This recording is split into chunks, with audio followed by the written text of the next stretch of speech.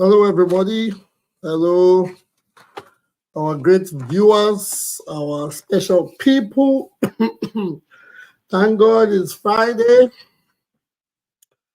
It's another beautiful day with us at Upper Reporters and Talk, the program where we discuss and give our unbiased and unreserved opinion on issues affecting the social, economic, and political welfare of Nigerians home and abroad.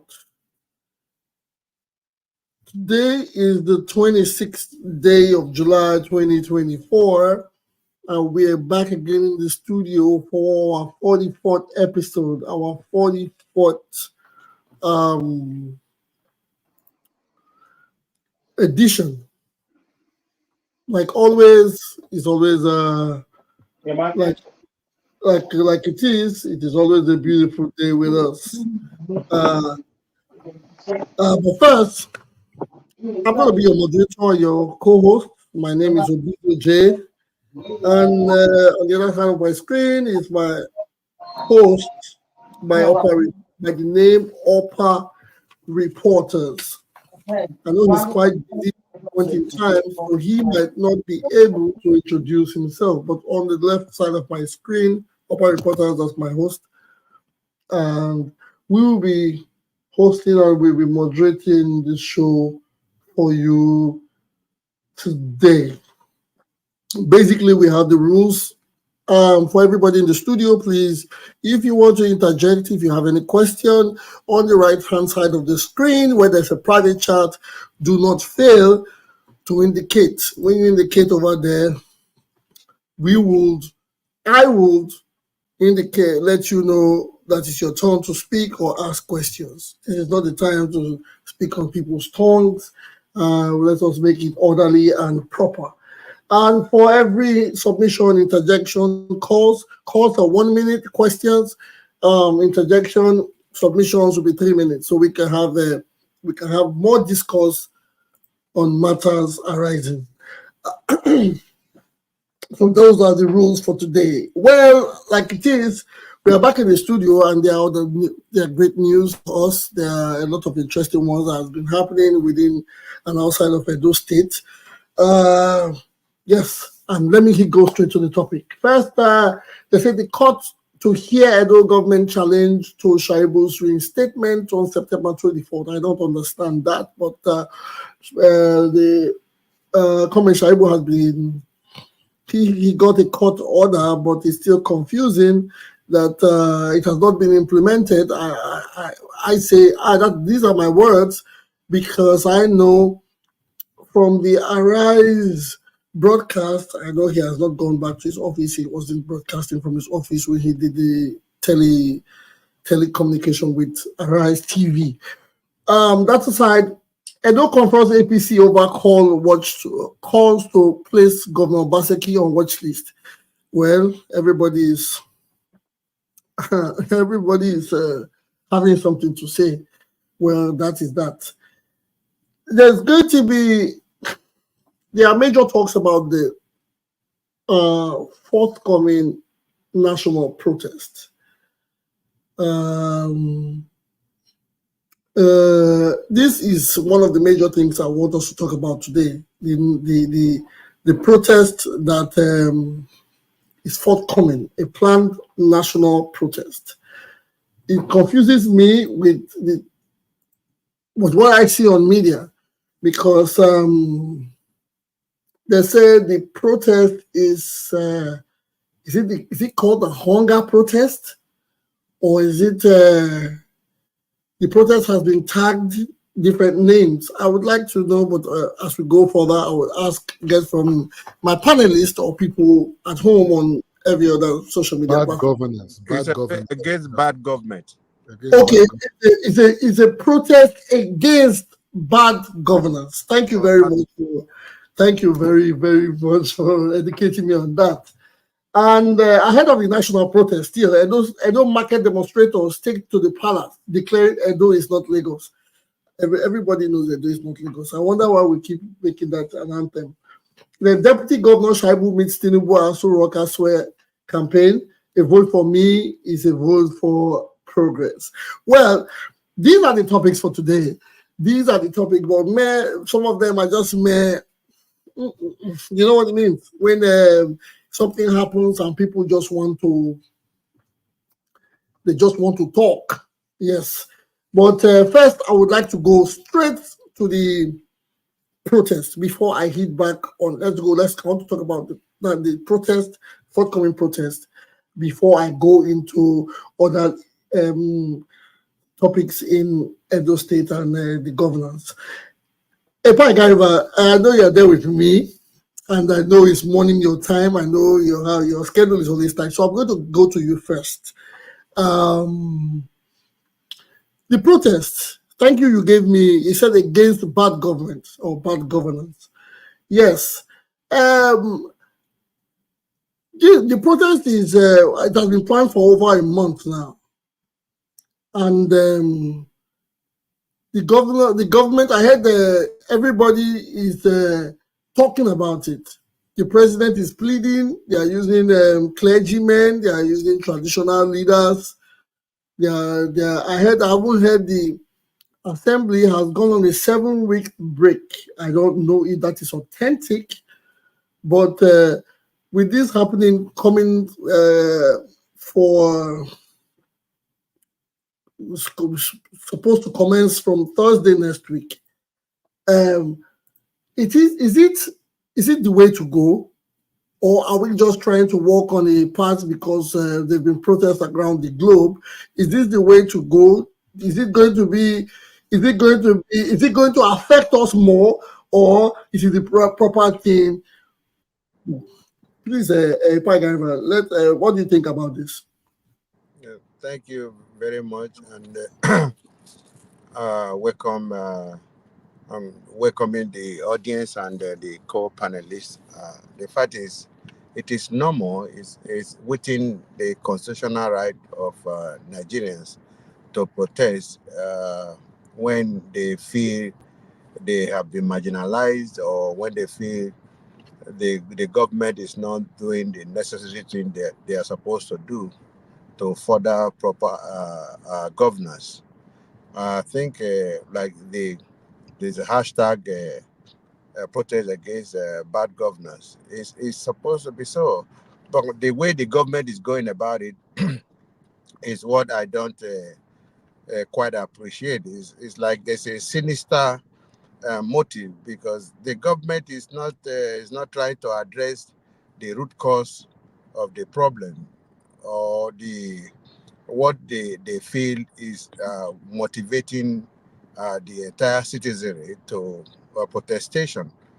You Yeah. see, people are saying that the prices of commodities are too expensive. The price of PMS premium motor spirit is too expensive.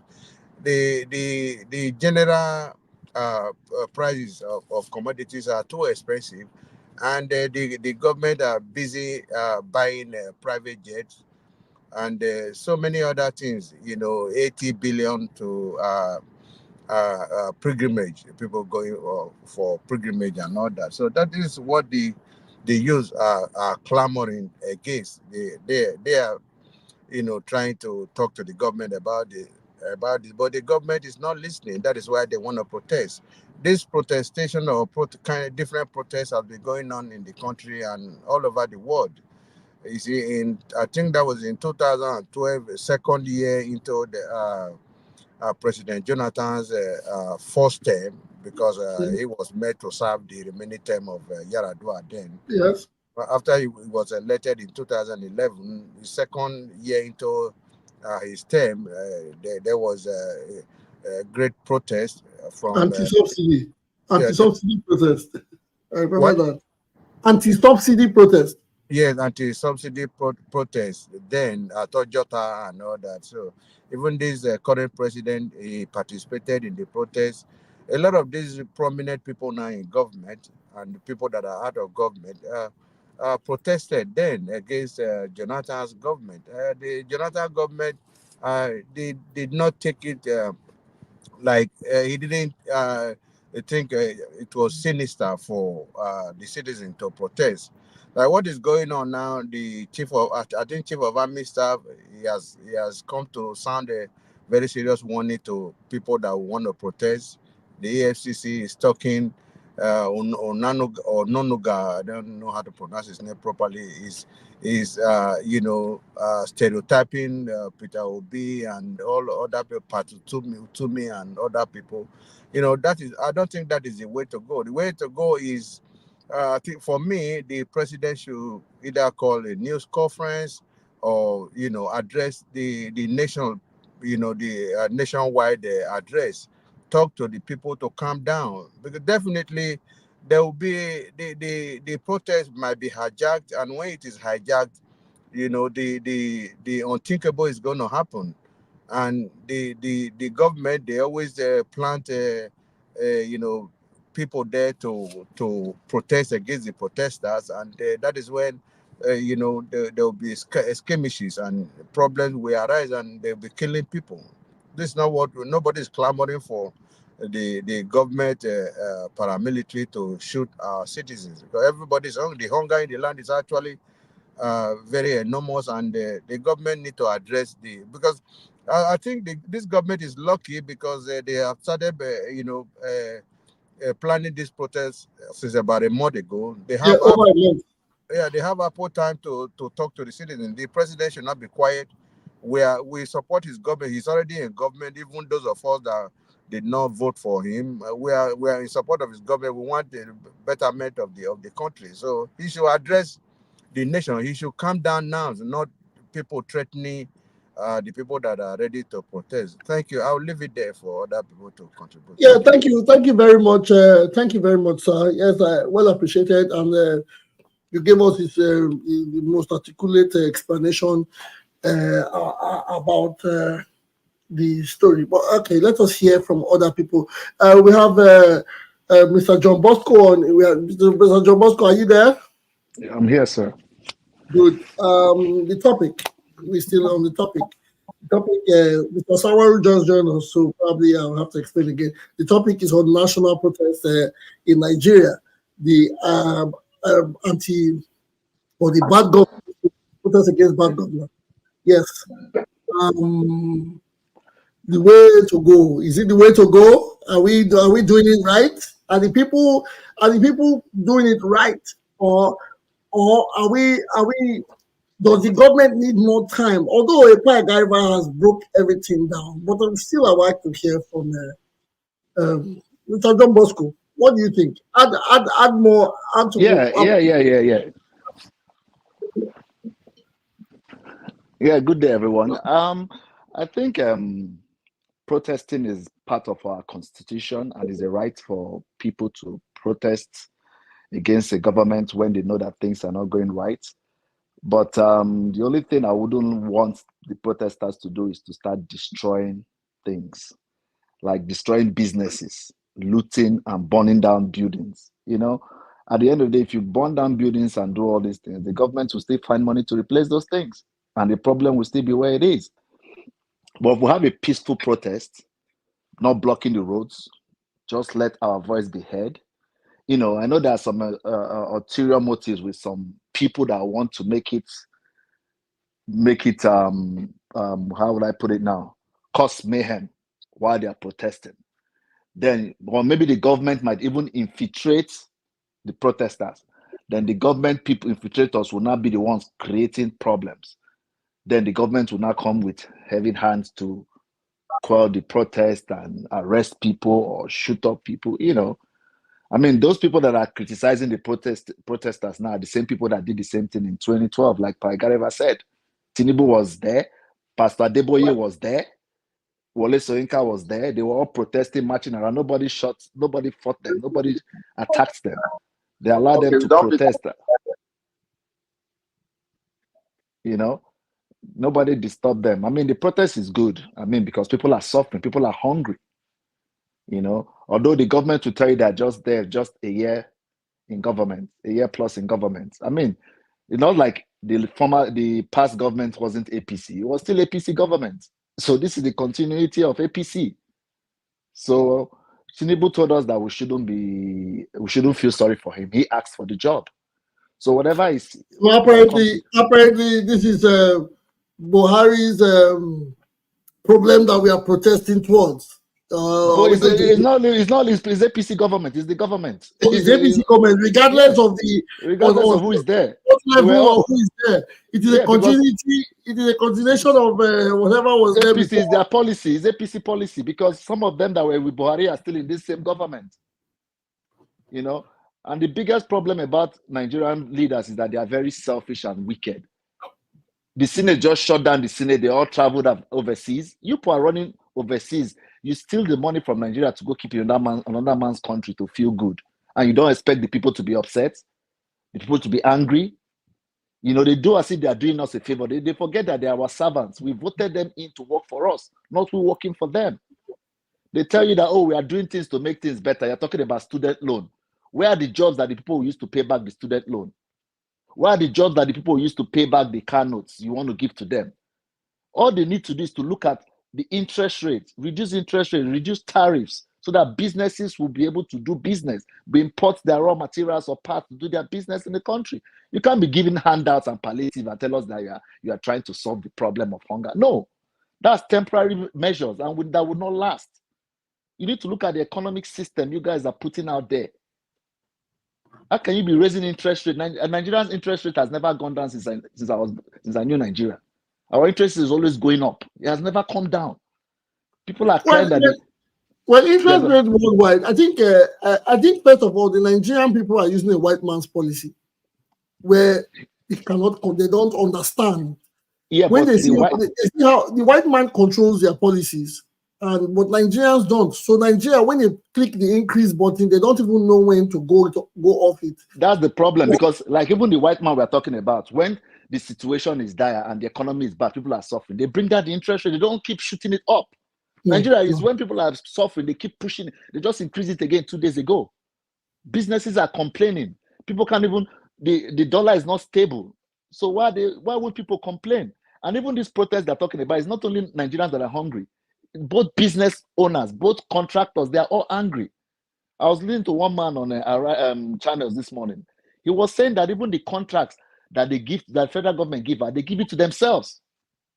So the contract is not even reaching other people; it's still within themselves. With this increase, how do their contracts work? Because with an increase, contracts are over a period of time, and with increase, although they have added figures on contracts, but with the increase, is it that they don't do the work, or because I know these monies cannot build those things, the infrastructure they put the figures on, because in a span of 10 months, dollar has gone from 800 to ×2. Yes. So how would any contract work? No, what they do is that even at that, they just give the contracts to themselves. At the end of the day, they don't even do the contract. They don't do it. Exactly. They share the money. They just say, okay. That's what happened. And that's why that guy was complaining. That's why that man was complaining that the contracts, they give it to themselves. They don't even give it to, because if you give it to outsiders will come back and tell you that, Oga, the rate we gave you when you gave us that contract, things has changed. Things have changed. So we have to renegotiate this contract with the new rate. And what they should try to do is to stabilize the dollar, especially for people who do importation into Nigeria. When they tell you that, we need to stop importing, you can't stop importing things into Nigeria. We don't even have 24-hour light to do the manufacturing. You know, the government should just focus on, let's say we'll focus on electricity for the next 4 years. Let's get electricity right. But don't you think, in all honesty, the protest might take us some steps backward? As long as they don't destroy things, as long as they don't go start burning down buildings. Can that be controlled? Can it be controlled? It can be controlled, yes. The hungry man is an angry man. What I'm saying is that if the law enforcement people are genuine, this thing will be peaceful. Okay. That is the truth.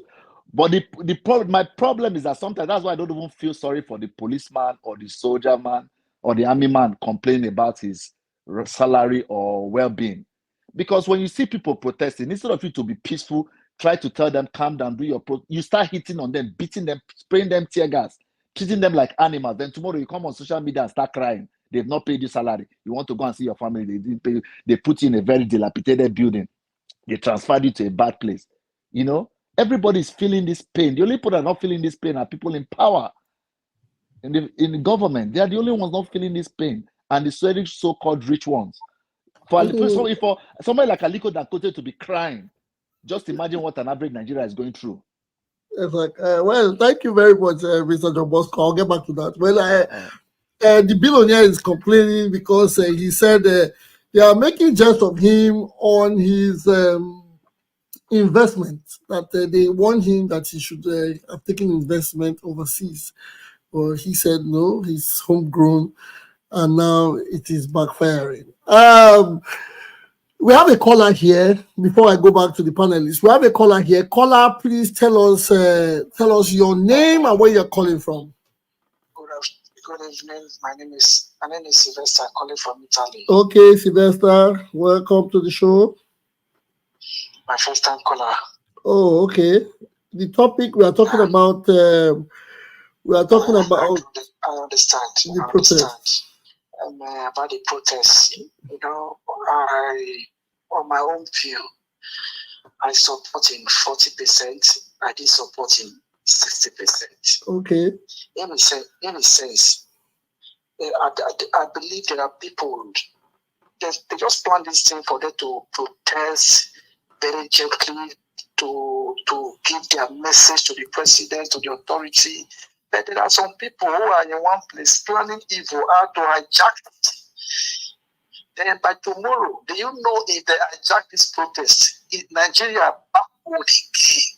After destroying it, then the government will use that opportunity to say what they destroyed. They are not carrying billions times 10 to say they want to do the infrastructure, they want to build that. I remember in my state in Benin, after destroying all those banks, who paid for them?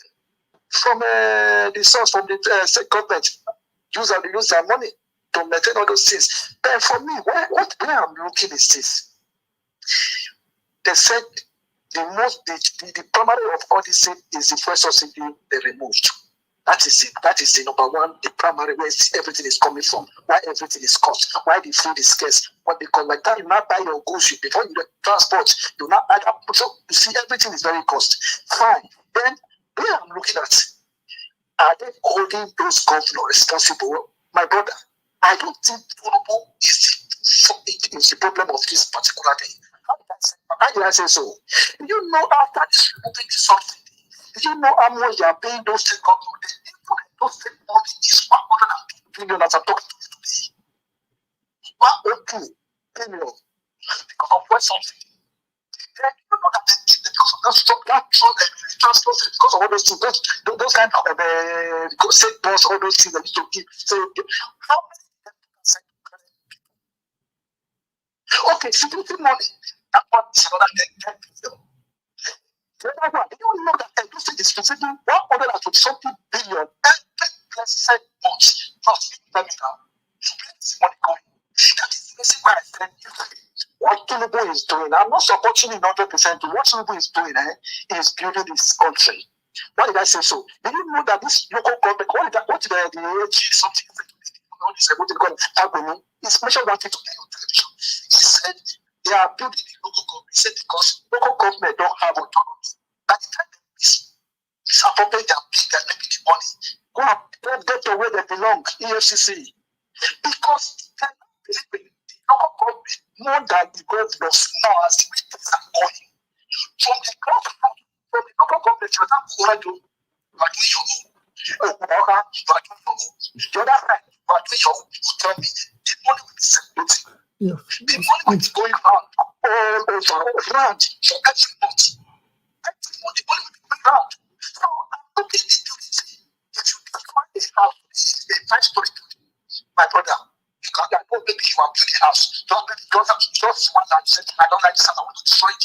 Destroy it. My brother, can you build that house in 1 month? No. It takes time. It takes time. But better maybe it's because I'm seeing another task. That's what I said at the support of 6%. They are evil. Your concept and those people because you cannot see. Very sincere. Let me do this peacefully. When the Bitcoin was doing this exercise, everybody was doing it, all this time, everybody. They hijacked it. They hijacked it. Everything. So what I'm trying to say is that I don't want them to be putting out to Tinubu. I want them to be putting out to the governors. Because all the 36 governors, they are receiving that money as money that they are used to receive before because of the subsidy. As they apply that money to the states. So it's the governors. I want them to come to straight. So it's possible. It's the 36 governors. I don't get it. It's that all the old governors. For a governor which is almost 70 billion before, you are not sitting 102 billion just for allocation. The security vote is not there. The other vote is not there. The everything is 122 billion in every by state. That is not the one that comes from the paper sector because all your state depends on the way your state, the way you produce all those type of things. Then you tell me papers. Then you come up to me and say, Tinubu, and doing everything. So, for me, I just pray that maybe this protest, because since the IG has spoken, he spoken today, he said he's going to lead the protest, that will give them security, they should do their protest peacefully, but they will not tolerate Yeah. So that is my take, Ross. Thank you very much, Mr. Sylvester. Thank you very much, first caller. Thank you. We're always here Mondays and Fridays. Yes, I like your submission. I like your submission because you broke it down to the latter, and you try to tell us that even the fingers that we are pointing doesn't have to go to one direction. Sometimes when you point one, 4 comes back to you, or 3 comes back to you. So within the in-house, when people are saying protest, the president and the governor, sometimes we have to look deep into our commissioners, we have to look into our councillors, we have to look into our chairman, local government chairman. We have to call the number one citizen of every state. We have to ask questions. We have to go to our reps, our senators. Everybody has to be held accountable at this point in time. But the only, like Epa Gariba said earlier, the reason why a lot of fingers have been pointed to the middle is because of the heavy spending on certain matters, like acquiring a yacht, acquiring a new plane, and some excessive spendings that has been coming out of Abuja. The crisis has been, this is a global crisis because even yesterday, somebody had a breakdown.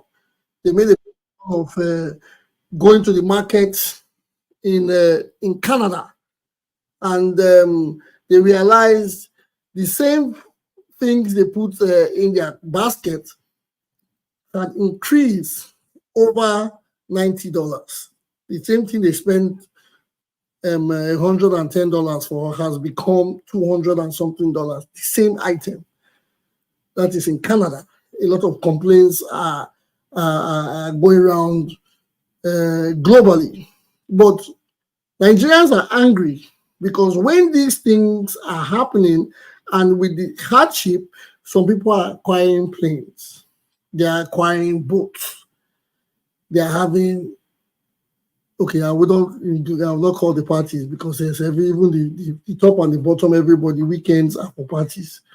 But the middle, they are acquiring those things. That is why the people are pointing the fingers that way. Well, that is my own response to your submission. Next, we have Mr. Vuvuzela. Please, anyone, if you have a submission to make, everybody, panelists, please, on the right-hand side of your chart, indicate so that I can call you. The next person I see is Mr. Sele Vuvuzela.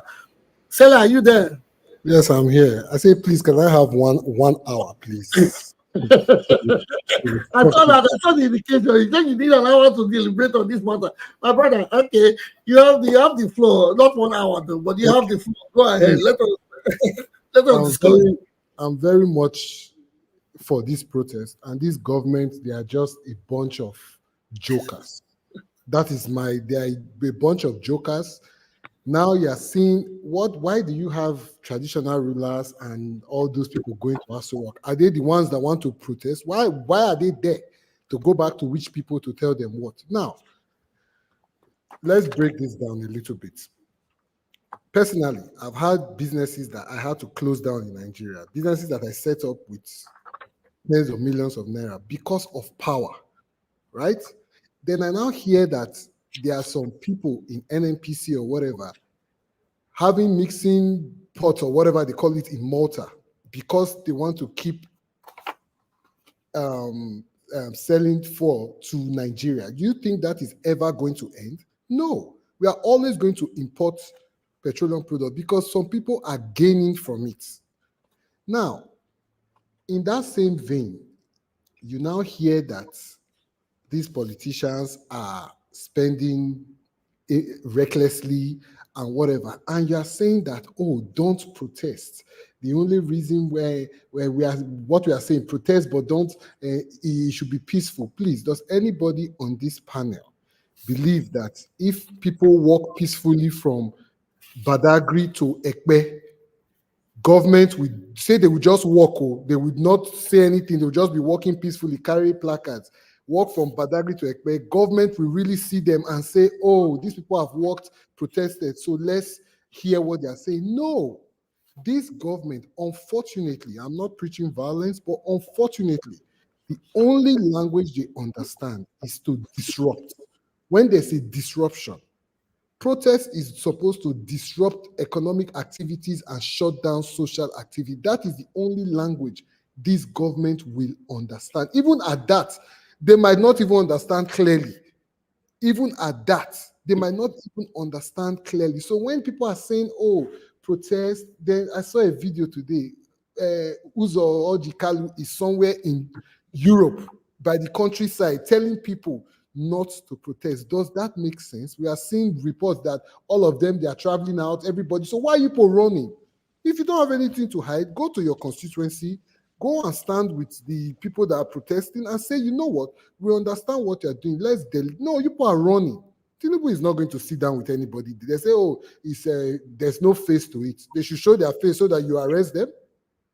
What is The the IG point? actually, the IG actually came. He made a very laughable statement by saying the protesters should bring their names and their address and telephone number. An address and people that are going to be part of it. What are you Yes, saying? he said they should submit their names and address. I don't know. I don't understand. I saw his name and I just shook my head. I said, "This is funny." Now you are saying that they have intelligence of the people that are planning, wanting to disrupt. Then go and arrest them now. If you know people that are planning, wanting to turn it into something else, go and arrest them. If you have the intelligence, that is why you're there. Go and arrest them. So please, when they are saying all these things, the government, they are full of crap. They don't have any plan for anything. They just don't want people to disrupt their investment. That is what this is about. Because when you start disrupting things will start coming out in the open. So when they are saying all these things of saying, oh no, it's because of no, they don't care about safety or no, that is not, they don't care. It's not going to get to them. But when you disrupt economic activities, you block the road, nobody goes to work, everybody's home, and then you can now say, okay, what do you guys want? They've brought out a list of demands that they want, some reasonable, some not too reasonable. At the end of the day, who brought out the list, please? There's a list on social media somewhere. I don't know who is bringing out all these things, whether it's people just trying to fake it, but they said they read out a long list of taking petroleum product back to its original price and things like that. People, minimum wage should be 300,000 or whatever. I don't know who brought out the list. But when people say, oh, this administration has been there for 1 year, no, they have been there for 9 years. It's the same party, different leadership. They are you don't. It's not really different leadership if you can't go you really take it. Different leadership. It's only the president and the vice that has changed. I think the senators are still there. Who again has changed? When I say leadership, just the person at the top. So let me say yes. So it's the same. Exactly, it's the same government. So they have had 9 years to make things right, and it keeps getting worse. If, for example, when the present leadership got into power and they said, you know what, things are bad, let's stop the bleeding. Let's just stop. Let's keep things as they are. They're bad as they are. Let's stop it. People will understand them. It's okay. These guys just came in. It's not the situation is not as worse as they met it. They've stopped the bleeding. It's not improved, but it's just the way it is. People will understand. You guys have made it 10 times worse than you met it. Oh, you need time. Time for what? There are some low-hanging fruits that you can just say, okay, these ones will be able to do this one. But no, we keep hearing the same thing. If everybody keeps quiet, they will go ahead and steal more, and they will not look back one day. We're talking about private jets and building house for vice president and going to Mecca and whatever. Is that the problem? Is that the problem? When things, first of all, if they are serious, it's not House of Reps saying we want to slash our salary. The salary is not big. It's the allowances that is the problem. So say, you know what, we want to stop taking all our allowances for the next 7 to 8 months or whatever it is. Start from there. Then we know, okay, you know what, these people are serious people. Is it stop taking it or go back to redefine it? Because you cannot be giving furniture allowance every month. No, what I'm saying, stop. That is what I mean by stop the bleeding. Stop taking it first. Then we'll review what you really need and what you don't need. If you wanted to buy new cars for these people, buy made in Nigeria. Why are you buying Toyotas for them? So when people see that those things are being done and everybody's adjusting, then you can now say, okay, the man that's lost his business, let him adjust. The guy that is hungry, but not that you guys are not, those guys don't know that they're suffering. If you go to those living rooms where they talk about that, you mention people are suffering, they will never let you into that place again because you are saying the wrong thing in front. It's how they want to enjoy. That is all they speak about there. So please, for the protest, let me know that I know I've gone more than my time. For the protest, and will you be a part of it when it starts? Will you go? yes, Will you leave your home? Will you leave the comfort zone to go walk the hour and be a part of it? I will be part of it. And unfortunately, if it turns into something else, then those are the brunts of what the government need to sort out. It has happened in Kenya. You think if those people in Kenya didn't go crazy, their president will listen to them? Nobody will listen. And that is the God honest truth. Nobody will listen to you if you carry a placard or a banner and march from now to high heavens. All you are going to do is just set Guinness Book of Record of the longest street you trekked with a placard during protest. That is all you will get out of it. Nothing else. Nobody will listen to you. Nobody will say anything to you until you disrupt the flow of things before people will say, okay, you know what? And that is what they are afraid of. And they know it's going to get there. Thank you. Good. Thank you very much, Mr. Musela. Yeah, you spoke passionately. But I have two questions for you, which I'm going to ask every other person. First, it's just a brief question. Is it that the government do not know what to do? Because sometimes I say these people they are too, will I say too exposed? I might be wrong. They are far exposed to be creating such a mess in an open sphere that people just see what they do and they go in awe. Is it that they do it as they don't know what to do, or they try to take the people for granted? That's one. Okay. Then secondly, who is going to suffer after a protest? Let us be honest. Who is going to suffer more? Is it the elitist or the common man like us? Okay. The answer to your first question, if they don't know what, they know exactly what to do. But the problem in Nigeria, they have access to the brightest minds in the world. Obasanjo has told us that there are bright Nigerians out there that you can go and bring them into government and they will work. We know that there are people out there. They know what to do. But the problem in Nigeria is that everything has a deal, a money deal behind it. Anything you plan, which money and how to strike a deal is the motive of it, it will never work. I don't care the monetary policy. I don't care the economic policy. If there is okay, good example. NNPC invested in Dangote's refinery. From the outside, that would have been a very good deal for Nigeria. Let's Let's start producing our own petroleum product and exporting or whatever. But there is a deal somewhere behind it. That is why the man came out to cry. That is why it will never work. Because if people wanted to collect money, they took a loan, buy shares into Dangote Refinery, and they never gave him all the money. So they have less shares. But guess what? The cost of transaction for that purchase, okay, they wanted to buy 20% of Dangote's refinery. They only ended up buying 7% of it. That is what Dangote received. But they collected cost of transaction, which was $30-something million for a 20% share. That is the problem. It's all a deal. It's all a deal. So it will never work. And they have hands in a refinery in Malta. There's a deal behind it. So they know what to do. But guess what? They are entangled with deals. Number two, you say who will suffer from this? Yes. Now, the common man is always at the bottom of everything. He will suffer. But guess what? There's one thing I've noticed about this Nigerian, what do you call, is it the elites or the politicians? They don't like to be shown in a bad light in public. They don't like it. And that is why they're also, because they know that it all needs a spark for people to run, just a little spark for people to run into Banana Island and start burning everything. They know that poverty is so close to them. So that is why they are like, okay, if these people realize that they really have the power just to run us over, that is what they are preventing. So if this thing goes left, everybody will suffer. Common man, that one, the common man is suffering, so there's nothing new there. He's always going to suffer. The so-called elites, they know that the minute this thing goes left, and these people realize that, you know what, they will really have the power to do and undo, they will suffer as well. And that is why they are trying their utmost best to say nobody comes out that day.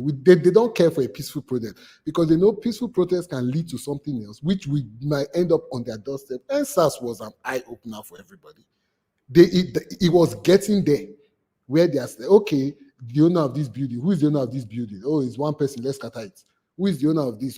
So they know if you are not careful, it will get there. So at the end of the day, if they can take it to the full length, everybody's going to suffer. The only difference is that the elites will have money to rebuild faster than the common man. That's all. Thank you very much. Thank you very much. Thank you for answering my question. And probably I will ask. The next person on the list is Joe. Yeah, Joe, are you there? After Joe is Osawaru. Joe, are you there? Do we still have Joe in the studio? Yes, Joe. Joe, are you there? Okay, while we wait for Joe, we'll just have Osawaru speak. Osawaru, I can see you. Okay. Welcome to the studio. Give us your support. Everybody, good evening. I'm happy to be here today. Yes, just a quick one. September 21st is very, very close. Let's keep it in mind. You can see I'm donning my regalia to show my support for my beautiful candidate. Today, the issue at hand is enormous, our Nigerian problem. But I like to say that let's see how we can profile solution instead of the problem every day. One thing I would like to say is, we the young ones, the young elites, we should try to learn from what is happening. When we learn, we'll be able to know how we will navigate when it gets to our turn. Like, for instance, what is happening to Dangote is clearly a case that no full understanding of the contextual arrangement. Like, for instance, Nigeria borrow money and they have agreed to be paying it with the oil they are exploring. That's one on the other side. On the other side, we have a target, crude oil target we must meet in a day, in a week, in a month, and we cannot exceed it. You understand? We cannot exceed the number of barrels we are to be producing, and it's regulated by OPEC. So if Dangote wants to get oil from Nigeria, it's two things. It's either we are going to pump extra to give to Dangote, or Nigeria is going to come back from the agreement and take some crude from the normal pump barrel per day and give to Dangote. Or thirdly, they can decide to say, okay, we are owing, let's say 100 billion. Okay, let's pay 20 billion so that we don't need this crude oil to be used to pay those debts so that we can give to Dangote. Those are the 4 areas they can look at it.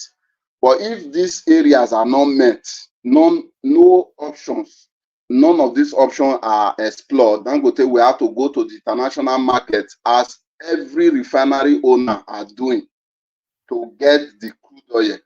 This is a contest around the refinery that I think Dangote did not actually understand before setting up. Now he's crying. It's not that he's crying that or whatever. It's just a reality that now sets in that he was not prepared for. That's what I see. But now that it's a reality, he can only plead or negotiate with Tinubu to help, to talk with the OPEC to see how they can create some barrel for him so that he can refine for Nigeria. I think that's an issue. Then the second one on the protest. For me, I don't want my people to protest because I lost some friends, some people close to me during the NSAS protest. Until now, nobody is talking about who is feeding their children. Nobody is talking about who is taking care of their education. Nobody is talking about it. And the world have moved on. No, but we are not saying 2020, this happened. The lesson learned, nobody is talking about it. Things that changed, nobody is talking about it. Who died for those changes? Nobody cares. We have moved on. And people cash out on that. Some political party became powerful, like Labour Party. People stand from nowhere to now here because of NSAS, and they all benefited from those heroes that died for all of us. But nobody is remembering the heroes. Nobody have named one street. Nobody have said, okay, let me look for those people and take care of their children. So now, who is willing to be sacrificed without being remembered again? If in a situation whereby when you die for a cause that everybody believes in, we find a way to say, okay, how do we move forward in terms of managing the affair of the dead ones in the protest? If that is taken care of, I think protesting would have been beneficial, because you know that when you lay down your life, or when I lay down my life to this cause, there is people who is going to look after what I will leave behind, because this country, we have to sacrifice to make it work. But in a situation whereby when you sacrifice, you are just being part of the collateral damage. It's no brainer. I don't see any reason for that. And above all, the government is not going to take it serious. What are we really going to protest about now that we say, okay, in the next 1 year, Tinubu will change it and it begin to benefit all of us? The quagmire, the problem, or the deep shit the country is not what we can solve in 1 year, in 2 years. It's what we are going to make calculated attempts. Who is talking about the calculated attempts that we are saying? Let's take, for instance, we are saying we want to go to agriculture. We want to go to agriculture. Yes. Edo State, for instance, is going to agriculture. What are they farming? Palm oil, rubber, things that cannot put food on our table. Things that will not benefit the common Edo light is what we are farming, that we are still going to export. Butter is made from palm oil. Now, when you come to the UK, butter is just less than £1. And it's the oil from Benin that is being used. How many of Edo State indigenes are eating butter? Oil we can't even see to buy because they need to export it to gain foreign exchange. Nobody is talking about let's farm gari, let's farm yam, let's farm vegetable. The food, the one that will put food on the citizens' table. When you come to oversee, you see government trying to make sure that food that the citizen eats on a daily is being produced Then the one that will bring, that call cash crop, that will bring money in, you see how they source it out to make sure the daily bread is met. Food is cheap in this country, not because it's really cheap. Government is pumping money to make sure it works. They are not pumping money in palm or rubber. They are pumping money on staple food. How many governments are looking into that? Those are plans to alleviate food shortages that we set up. It's not only rice. We want to farm rice. Who is talking about farming yam, farming cassava, farming potato, farming what we put food on everybody's table? That is a long-term plan. We can decide to start. Those are what we should be talking about before we talk about we are protesting. Is when we now roll out developmental plan as young elites. We roll out our developmental plan that, okay, in the next 20 years, this is the plan. We, as a young elite, we have traveled far and wide. We have seen what is happening. This is what we should be doing. Government, look, see how you can implement this. We think it will work. We are ready to lay down our own ego to follow through. Let's work hard on it. Nobody is talking about bringing a workable plan for government to look into. We are talking of protesting. Protesting about what? For what? What is the gain? Now you are talking of protesting. Nobody have come out with 20 pages of workable plan for your state government, for your governor, for your local government chairman. That, okay, you have this so parcel of land. Let's see how we can do in agriculture, in telecommunication, in transport. Let's come up with workable plan. Then we will not be having something to say, okay, we want to push this to government to look into and see how they can work it out. Then if they are not working, we will not say, okay, let's go and hold them responsible. Then protest will be measurable and easy to achieve. We know what we want. We want this and this and this. We plan it out. We give to government. Okay, government, this is what we young people have come up with. That is a workable solution for our problem. Let's see how we work. If government is not looking to it, we cannot say let's protest to let them know. We are talking of protesting.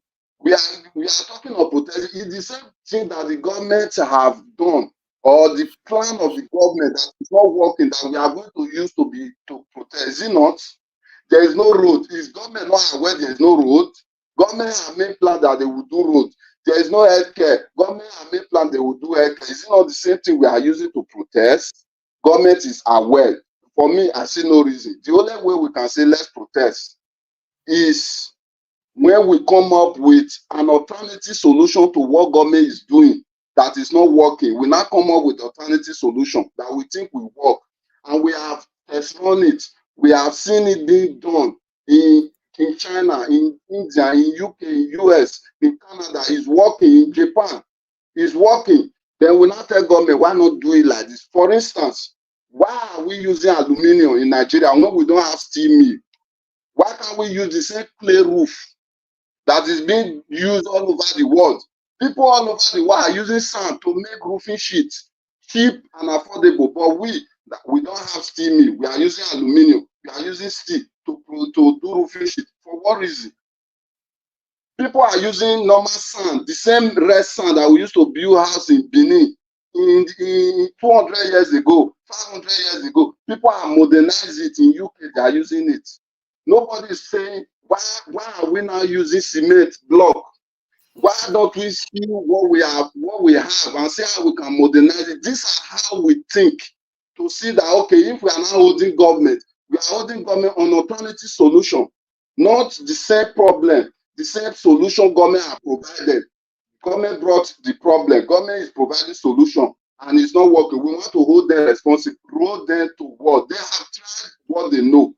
With the young ones that have gone far and wide, let's come up with a workable solution and give government and say, okay, this thing, instead of we using aluminium, let's see how we can use alternative roofing sheet that is cheaper and affordable. Set up the factory, call Chinese, let them set up the factory. They are the ones doing it for other countries. These are what I think the young people should be thinking about. Instead of saying, we want to protest, we want to protest. You will protest that all people is not good. What is Thank it? you. Thank you, Mr. Osawaru. Mr. Osawaru, Thank you very much. You have lectured us. You have enlightened us. September 21, we will be mounting for Asue. We are not campaigning. Thank you for your education. Thank you for all your submission. I actually allowed you to exceed the time. You exceeded. You gave us a lot. I gave you a lot of time because I enjoyed the lecture. I enjoyed everything you said. Yes, it is part of preferring solution instead of looking for more chaos. And sorry that you have lost someone. Yeah, you lost someone in the previous protest. But again, the reason why I think the protest is on is because even if when the people come with solutions or ideas, it's either the government don't look at it or they take it from what the people have done and they try to do it themselves, or like Mr. Vuvuzela said, they try to get a cut from it. They try to be a part of it. So even if I think that was what affected our great billionaire.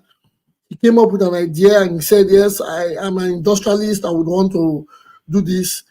And with the help of, maybe he asked for the help of people sitting up there, and they all wanted a tidbit or they wanted some cut from it. It happens in every sector. It happens in sports. It happens in education.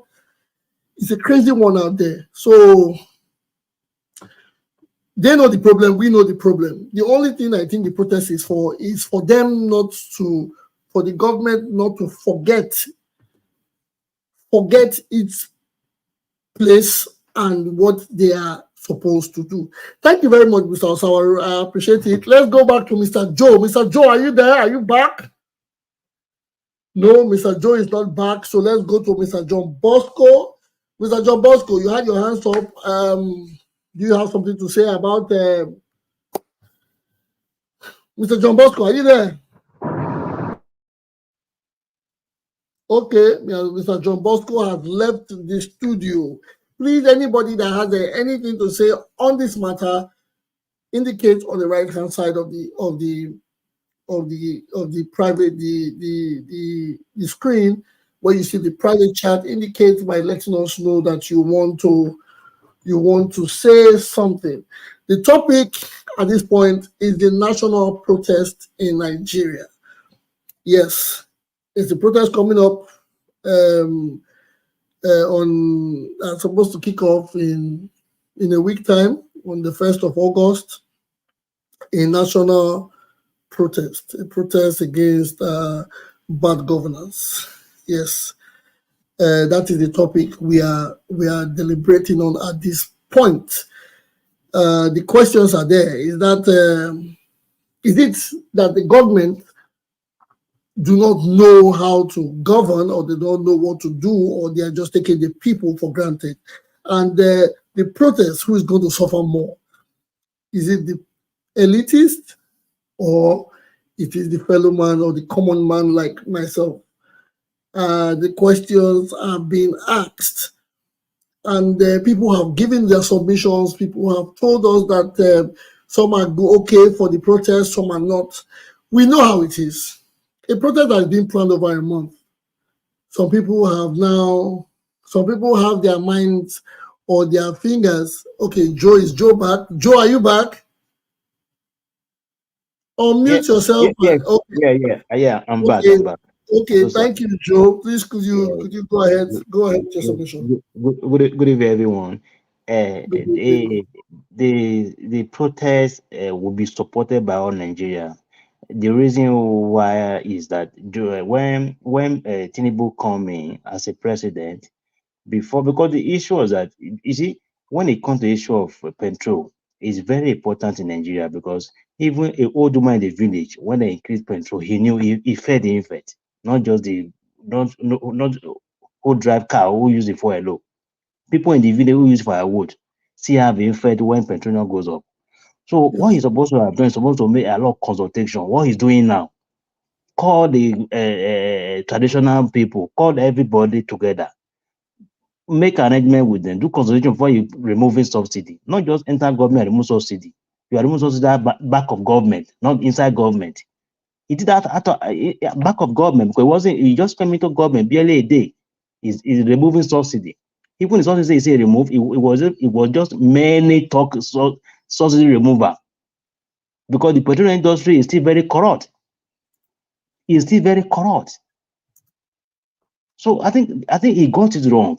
Secondly, Tinubu is surrounded with people that don't have Nigerian interest. They're after their pocket. All those old Lagosian politicians that doesn't have Nigerian interest. Those are the reasons that is killing Tinubu government. No matter the effort they make, if those people don't leave that government, set of people don't leave that government, he's going to have a problem. He won't do anything. Even 8 years to come, he can't do anything. There's sort of people in that government who are not interested in Nigeria progress. It's just after their pocket. And secondly, when he got to House of Assembly, making Akpabio Senate president, when he made Akpabio president, I know nothing will happen. Those are corrupt people. Those are corrupt people. How will you make Akpabio president? Akpabio that was in NDDC minister, he disgraced himself. You bring that man back as a Senate president. You couldn't resist him not to become a president. What do you expect for that government? I don't expect anything for the Tinubu government, even with spending 16 years. I'm not expecting anything. Not anybody to deceive us. If they want to protest, they want to protest. Who will survive? Who don't survive? Everybody will. Because look at Kenya now. Is government not going back to the people now? Governments are going back to the people. Because African leaders, I understand if you don't use force on them, they don't believe in you, or to use force. Or to use force on them. People are hungry. You know people are hungry. They might be telling you lies because they have the free money. They are living in a free house, getting free money. Their family is in abroad. Their family is everywhere enjoying. They are not feeling the effect. So it does not matter. People are not hungry. People are hungry in the street. So when this kind of thing, they should expect. I don't. They should expect peace in this protest because already people only have debt in Nigeria. Most people have debt. Somebody who cannot eat in a day, who does not even believe you can have food to eat. What do you expect from that person? So what he's doing now is what should have done when he entered government. Call the traditional ruler before he even pronounce subsidy remover. Call the traditional ruler. Call the community. Bring people together before removing subsidy. You know, petroleum product is very vital in Nigeria. Very, very vital. Nigeria don't have light. Most of them survive by petroleum products. He pronounced subsidy remover without even do consultation with the community, with the community, traditional ruler, people you want to govern. You want such a critical issue. You go ahead and do it on your first day in the office. It was a big mistake to his side. Big mistake. I don't know advice in that. It's a big mistake. You should have done that. I think that's where the problem start from. But people still manage Buhari government now because petroleum product was still affordable. That's the major problem. Petroleum product. If you can bring it forward down to 200, 150, people will come down. Petroleum product is the major problem because there's no light in Nigeria. People survive it to run their businesses. That's not because if it's petroleum business without light, you can't survive. People use petrol, people use diesel and all that. You want to bring the price up without consultation at all. So I think it should go back to drawing board. Protest will go on. You should tell police not to bring violence because police will be the one to bring violence. If you are able to talk to police not to make this, not to scatter this protest, it will be better. Police will be the one that will cause this problem. Because if people are protesting, you are throwing tear gas. What do you expect from the people? I live in UK, people protest. You don't see police throwing tear gas, they will protect you. But Nigeria, they will be throwing tear gas. Yeah, thank you very much, Mr. Joe. Thank you. I like your submission. Moderator. Yes. I wanted to say something now. Yes, but there's a rule that says anybody that wants to say something indicate on the right hand side of the screen. Yeah, but my system is not allowing me to do that. That's why I just said something. Yes, that is. But if your system, I'm going to allow that today. But after today, if your system does not allow you, then no, because you have to. Yes, it's a rule, and you have to. Yes, you want to say something? Go ahead. Yeah, thank you very much. I don't know why we are surprised, though, for real. This same person showed us who he is during the campaign for the office of the President of the Federal Republic of Nigeria. He showed us. We saw him that he's not capable. We know. So we shouldn't be surprised if he's calling for traditional ruler instead of calling for civil defense people or whoever. But still, he has showed us who he is. So Nigerians should just look at him and bear till the next election, and then they will do the right thing and vote the right person. There's nothing Mr. President is going to do for the Nigerian people. There's nothing, absolutely nothing.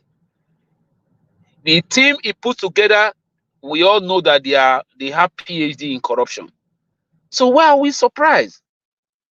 You know, Mr. Sellers said something. In fact, I wish I was close to him. I could have given him a bottle of beer, you know, so he can chill. He said it all. So we shouldn't expect anything good from this present administration. So Nigeria should just relax. If I can speak to the people, they should just relax, bear the suffering till the next 4 years, and then they will vote. Because there's nothing Tinubu is going to do. Tinubu is not going to wake up tomorrow and say, let me resign and hand over the key to the next generation, just like what our current president just did. He's not going to do that. So we saw this whole thing coming. So Nigerians should just relax because we saw it coming. And I know majority of the Nigerians didn't vote. I know he didn't win the election, but we shouldn't go there. But still, Nigerians saw this coming. He didn't do the debate that he was supposed to do. He didn't tell the Nigeria his plan. That was why he was able to go to on the day of the swearing in. On the very first day, he made that the biggest mistake he made, and now Nigerians suffering. So it's not new. We saw this coming. I just wanted to put that in, Mr. Moderator. Thank you for the time. Okay, thank you very much. Thank you very much for your submission. Thank you very much. We understand everybody's coming out from. Everybody's giving us how they see it. Can I say something? Who is that, please? Is that Joe? Yeah, I wanted to say something about the oil subsidy my brother talked about just now. You understand? That's where my submission started from. With the younger lights coming up, we should learn. We should be learning from what is happening so that we can do differently. If you have been to a negotiation table for political position, you will understand the position where some decisions are being made. In a situation whereby somebody had told you that if you win the election, the first thing you should do is to remove the oil subsidy because it's going to level up the market. You definitely, that's what you are going to do when you eventually win. So when it get to our turn to say, okay, we want to take the matter of leadership in Nigeria, when we are going to the meeting for those where they take those decisions, where they negotiate those things, we should know what we are saying. We should know what we are negotiating for. Like Ruto in Kenya, it's the same thing. It's the same negotiation table he went. When he negotiated the office of the president, with the first thing they told him was, you are going to increase tax so that you can create more revenue, so that you can be able to take loan from us and be able to pay back by taxing your people. That's the Ruto in Kenya. That's the agreement he made. Let's go and research what happened. So when he entered, the first thing he was trying to do was to increase the tax so that he can level up what he has agreed on. So Tinubu removing oil subsidy was purely where organized syndicates against Nigerian people. They have agreed on what to do about oil subsidy before he took power. And everybody that was campaigning, both Obi and all of them, they were all the agreement of removing oil subsidy. Let's not try to put it on one person. All of them were on that negotiation table. And they all agreed that removing oil subsidy was the best. But my submission is, if we the young ones are seeing what is happening, When it gets to our turn, we get to that table to negotiate the future of our country. We should know what we should get for our people that is in the best interest. These leaders, the reason why things are happening this way, they don't value us, they don't like us, they don't want us to excel, they don't want us to progress. Their own is, let's give those that want to give us power, let's give them what they want. See, Nigerian people begin to say is what the people want that we must give to them. We must specify the problem. We must solve problem. We must not create more. Then Nigeria will be ready to move forward. Thank you. Thank you very much, Mr. Joe. Well, sometimes we say what we think and we say what we believe. And for Mr. Konko, I understand your passion and the part of calling out on the Senate president. Well, it is politics. Sometimes we forget this is politics. In politics, people unite, people come together and agree on a term. If the Senate president had delivered, as he said he would deliver, it is only improper for the president not to deliver for him as well. That is how I believe it works. They will say on the election timetable, the president will say, deliver your state for me and I will deliver your state for you. He goes first. When he wins the election, a week after, the governors go. So it tit for tat. So we are all tensed up, or we are all unhappy with the outcome of what's happening in our country, but we also should channel our thoughts towards the box that it is politics. It is not a class timetable, or it is not mathematics. It is not English. It is not the way they train up a child, or how to cook soup, or how you build a house. This is politics, and politics has emotions out of its way and sentiments. The worst things happen in politics, whether it's Nigeria or out of or Japan or Kenya or anywhere. When it comes to politics, it is a different formula and outcome entirely. So, but my own case is, these people should know better. Mr. Vuvuzela, again, I'll have to go back to you saying there are some low-hanging fruits. There are some little things the people just want. Give them those things. And we know nothing comes free. Give them the basics and they will move on, just like it is done in other places. If there's power, there's good roads, there's security. I don't think anybody will be bothered about the protests, because everybody will be thinking of going to his or her business where he has driven his car on a good road to his office where there is electricity and security.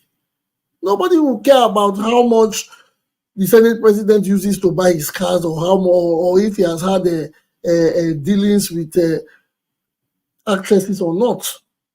It's when these things happen, when the things are not right, that is when you start seeing flimsy news all over this place, and the people are getting distracted, and a protest is being planned for over a month, like it's a wedding.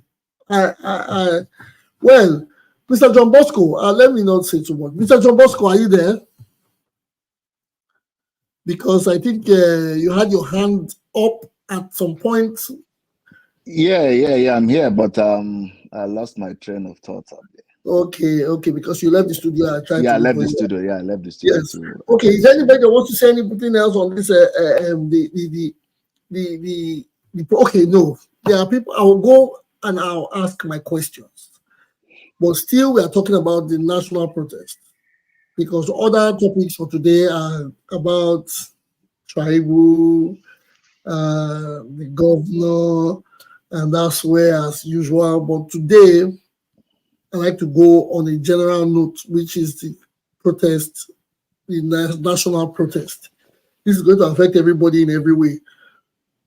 People that have businesses in Nigeria, people that have families traveling in or out, people that have goods going in and out.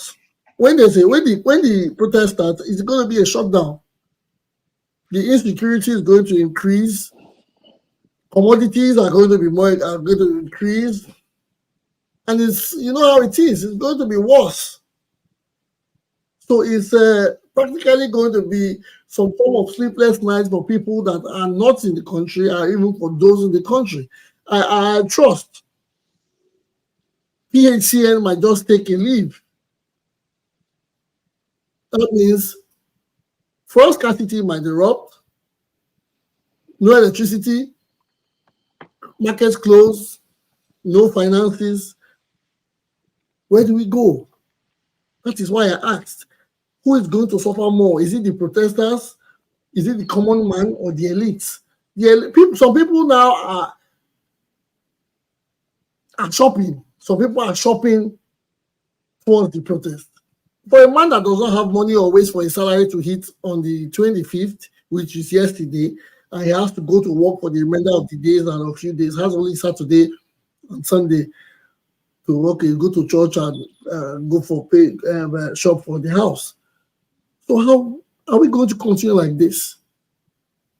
And I want to ask another question. Do we think, honestly, in all honesty, do we think any of our Nigerian political candidates could have done anything different? Especially with the crowd of politicians we have in every sector or every angle. Do we think a different president would have done better, or another president would have done better? Or Nigeria is going towards this direction because it has been like that, rolling in the mud since 99? I want to ask people in the house. Some people have not spoke. We have Tukbo, you have not said anything. Sake, you have not said anything. Mr. Osa. Let me start with Osa. Osa, are you there? Osa, are you there? Okay. Mr. Sake, are you there? Yes, I'm here. I'm here, Okay. Mr. Maduka. Sorry, I'm bringing everybody out to the light. Yes, the discussion is the national protest in Nigeria, like I said, and then the questions on the table is what is your take? Is it Okay. a good idea or what? First of, I think I'd like to start off to say that protests are people's right, as a citizen's right. Okay, it's part of their fundamental human right. Um, if you have children at home and things are not going right, you don't expect them not to voice out their complaints. Okay, so what I have issues is the way the federal government is coming all out to say, oh, don't protest, begging, coercing, threatening, that people shouldn't protest. If all is well, nobody will protest. They protest everywhere in the world. There's nowhere they don't protest in the world. In Canada, in the US, everywhere, in the UK, in France. In fact, in France, they protest every other day. It doesn't ground the economy. It doesn't hurt the economy. No, people are just agitated. They are telling you these are the things that they would like the government to do, and government will have to listen to them. All this gimmick about they have intel that foreigners are going to come and infiltrate the protest. That's why they are there. They are government, they are security agents. Let them fish out the whoever that is coming from wherever to come and infiltrate it. Nobody infiltrates nothing. Protests, we know protests in this country in recent times are peaceful and well organized. It is the government that goes to bring their own people to come and start creating some violent acts, and then they tell me, oh, this protest has gone violent. The government has been very, very responsive. Okay, you won't blame Tinubu's government. They are not the first government we're having. It's a trail. I mean, it's been cascading from a long time, especially the military rule, then even till this Third Republic from 1999 till date. So you won't say it's Tinubu that's caused this whole mess. But I mean, he's been voted, like he said, he campaigned for it, he asked for it, so he was put in there to solve the problem. Okay, and we must see, not just see, we must also feel it that he's solving the problem. And people are not seeing it, they are not feeling it, and that's why they are not happy, and that's why they want to voice out by way of protest. So allow them. Since you said you asked for it, you canvassed for it, you did everything for it. Listen to them. What are their demands? And then carry out your action plans. Look for people that can help you. If the ministers that you have, the team that you have assembled, they are not working, get rid of them and look for the best hands that can help you. You have a 4 years mandate. 1 year, people are not feeling the bites. They are not feeling you. The question you ask, would anybody have done something different? I think one of the speakers here said it that all the aspirants said they were going to remove subsidy. Okay. I work in oil and gas sector.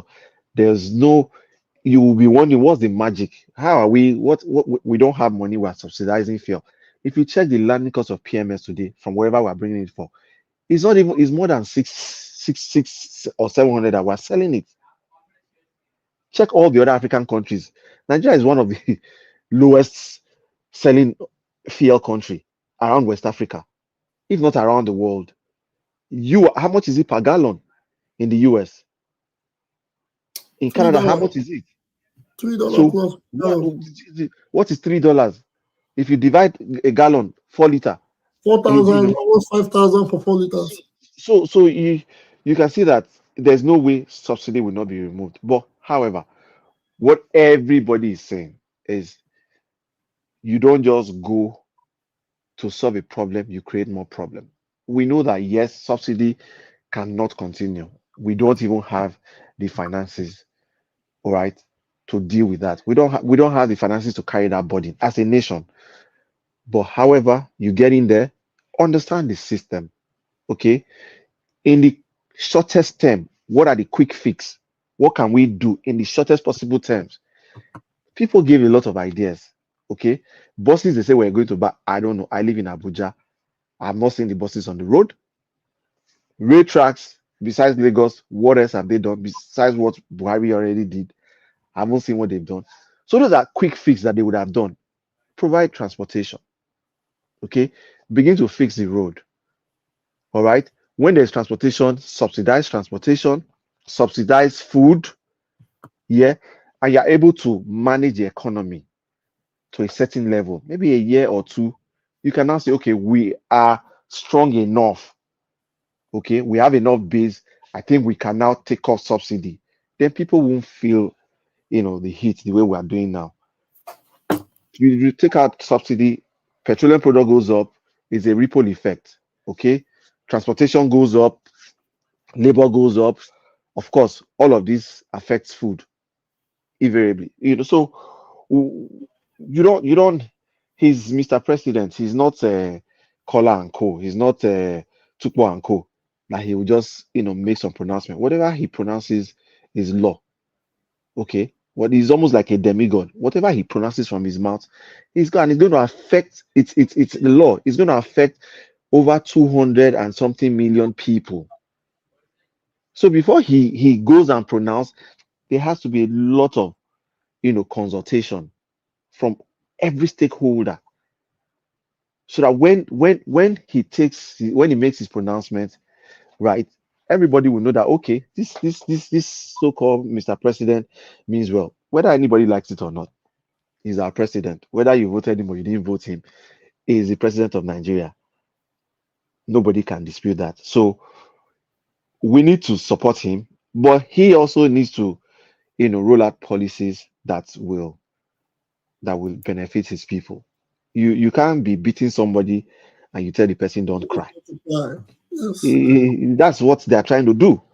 Nigerians are suffering, and then you want to you gag the press. Any of the press people that comes at you begin to you begin to chase at them. One allegation or the other. Anybody that talks against the government, you are, attacking right and left. Now the people want to protest because they're unhappy. You want to suppress them. I mean, what are we? Are we in the military era? No, now, no. So for me, if people want to protest, yes, let them protest. But I still feel it is the responsibility of the government to make sure it is a peaceful protest. If you feel there are elements that's going to infiltrate it, you have the security apparatus, fish them out. Okay, people must cry if they are dealt with, if they are suffering, and you must listen to them. You must listen to them. I don't know, like everybody has been saying, I don't know the organizers of this protest. I don't even know what their demands are. It's just a general, economic downturn, right? But I think there are specific demands. Why they worried about organizers? Why are they interested in the organizers? Why can't they just look at the problem the people are talking about and start working on them? Why everybody's talking about the organizers? You know the demands, okay? You know, even the NSAS, they had demands. I think they had about 10 or 20 demands. Yeah, they have demands. Exactly. So The police reform. Yeah. exactly. So they had demands. It was outlined. So this one, maybe somebody in the platform will know what the demands are. I don't know, right? So that's why a lot of people who would have naturally joined are saying, well, we can be part of this because we don't really know what this is about, right? Protest is organized by, is not organized by spirit, right? Mysterious people people. Is it CLO, is it labor, is it junior and co? You have to know people that are organizing the protest and then what specific demands that they have. Okay, so I believe they should come out with what they have, and then all of us will rally around because we're all suffering it. Yeah. We're all Thank you. suffering it. Thank you, Yes, Sake. you're Thank you, welcome. Sake. Thank you for your submission. I think for today, everybody has been passionate and when I use the word emotional because it's affecting everybody. There's this saying that they say waiting happen for good house, go happen for foul house. I think that it has affected everybody. Everybody is feeling the heat, whether the elitist or the common man like me. Everybody is having a feel of what is going on, and there's something really and truly something ought to be done. Mr. Tukbo, your hand is up. Are you there with us? I know you're there. You can unmute yourself and let us get your submission. Oh, okay. Yeah, I know you called me just now, so I just decided to wave. But I've been listening and it's been interesting. First and foremost, I will say let us first give the 3 second silence for the level of suffering in Nigeria. You know. So after we have done that, there's a saying, or rather a Latin word that says "Vox Populi, Vox Dei," which means the voice of the people is the voice of God. Good. So if the people have decided to protest and they have come in their numbers to agree on it like this, it is something that we should all be part of. After all, it is said that when injustice becomes a law, resistance becomes a duty. So if the people have seen it that they have been meted with injustice by the government, then they have the right to resist the government. However, in pidgin English, who light fire? Fire no they know am. You understand? So we just hope that when the protest commences, it should be it should be able to fulfill its agenda. But my concern is this. Mr. Sele talked about why should they ask who is the people protesting, who is faceless. Who fixed the date for the protest? I want to know. That's a good question. It's a very How come? A very wonderful question. yes. How did they get that date? I think they said it's a 10 days protest too. They said it's a 10 days protest. So I will want to know the people who fixed it because we should not be carried. We should not. I like the word the brother said that after NSAS, Labour Party became a strong party. We should not be used by another set of mischievous politicians. You understand? So that's my own concerns. If the people actually want to protest, I don't think there used to be a date for it. This is the first time I'm hearing a date. I usually hear date of parties, weddings, and the rest, or maybe elections. However, there's a date now. So, anyways, Yes. it's all And it has good. been planned for, the first time a protest is being planned for over a month. Exactly. Basically, when they start protest, the NLC will say the protest will start in 5 days' time, in 1 week time. But this has been planned for over a month, like it's a function that is about to happen. And a date, good question, a date was fixed. So, who are these people? Honestly, we have to check on both sides. Who are the people that fix this date? Well, like I said, I just only asked the question because me, I'm interested in knowing the people so that I will not be part of people who will be used again to make some people popular. Yeah, NSA has made some people popular. They even started believing that they were supposed to be the leaders of Nigeria. But like I said, protest is a reaction. It's a revolutionary reaction of the people when they are being oppressed, when they are met with injustice. And the creation of government was that government be created that nobody needs to be afraid of another. And if government policies become anti-people, the people have the right to rise up and change the government. However, the responsibility of the president is to ensure that the republic is peaceful and remain as one. So whatever the protest is, I believe the people should have an agenda. For me, if the people wanted to protest and have a proper answer to a protest, it should be the constitution of Nigeria. Because when we talk about the economy, talk about the security, talk about everything boils down to the constitution we operate. So if the protest is about getting the government to call every other person to a round table and rediscuss Nigeria, I think it will be productive. But if it is to end bad government, I will want to again tell Sele that when he mentioned Kenya, the protest that the thing that ignited the protest in Kenya was the tax hike. At the end of the day, the tax hike has been cut off, but the protest is still lingering.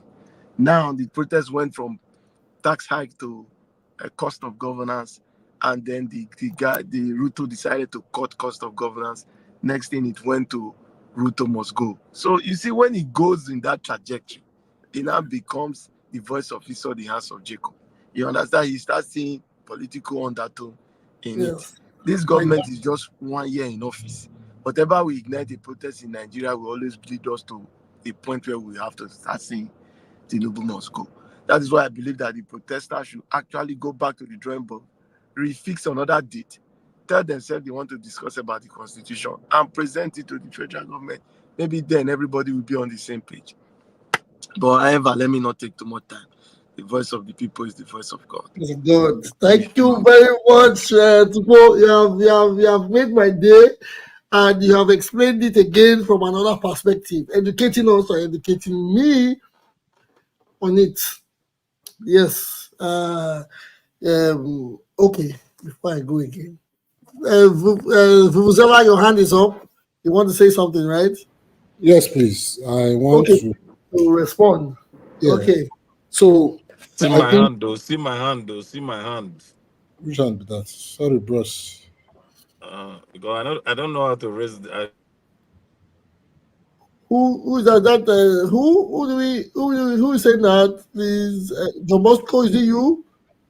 Okay, you are No, it's not next. me. Okay, you are next. I will No, it's bring not me. yes. No, the person that is saying Josilan. is it just Josilan. showed his video. Yes, Josilan. Okay, I see you. You'll be next.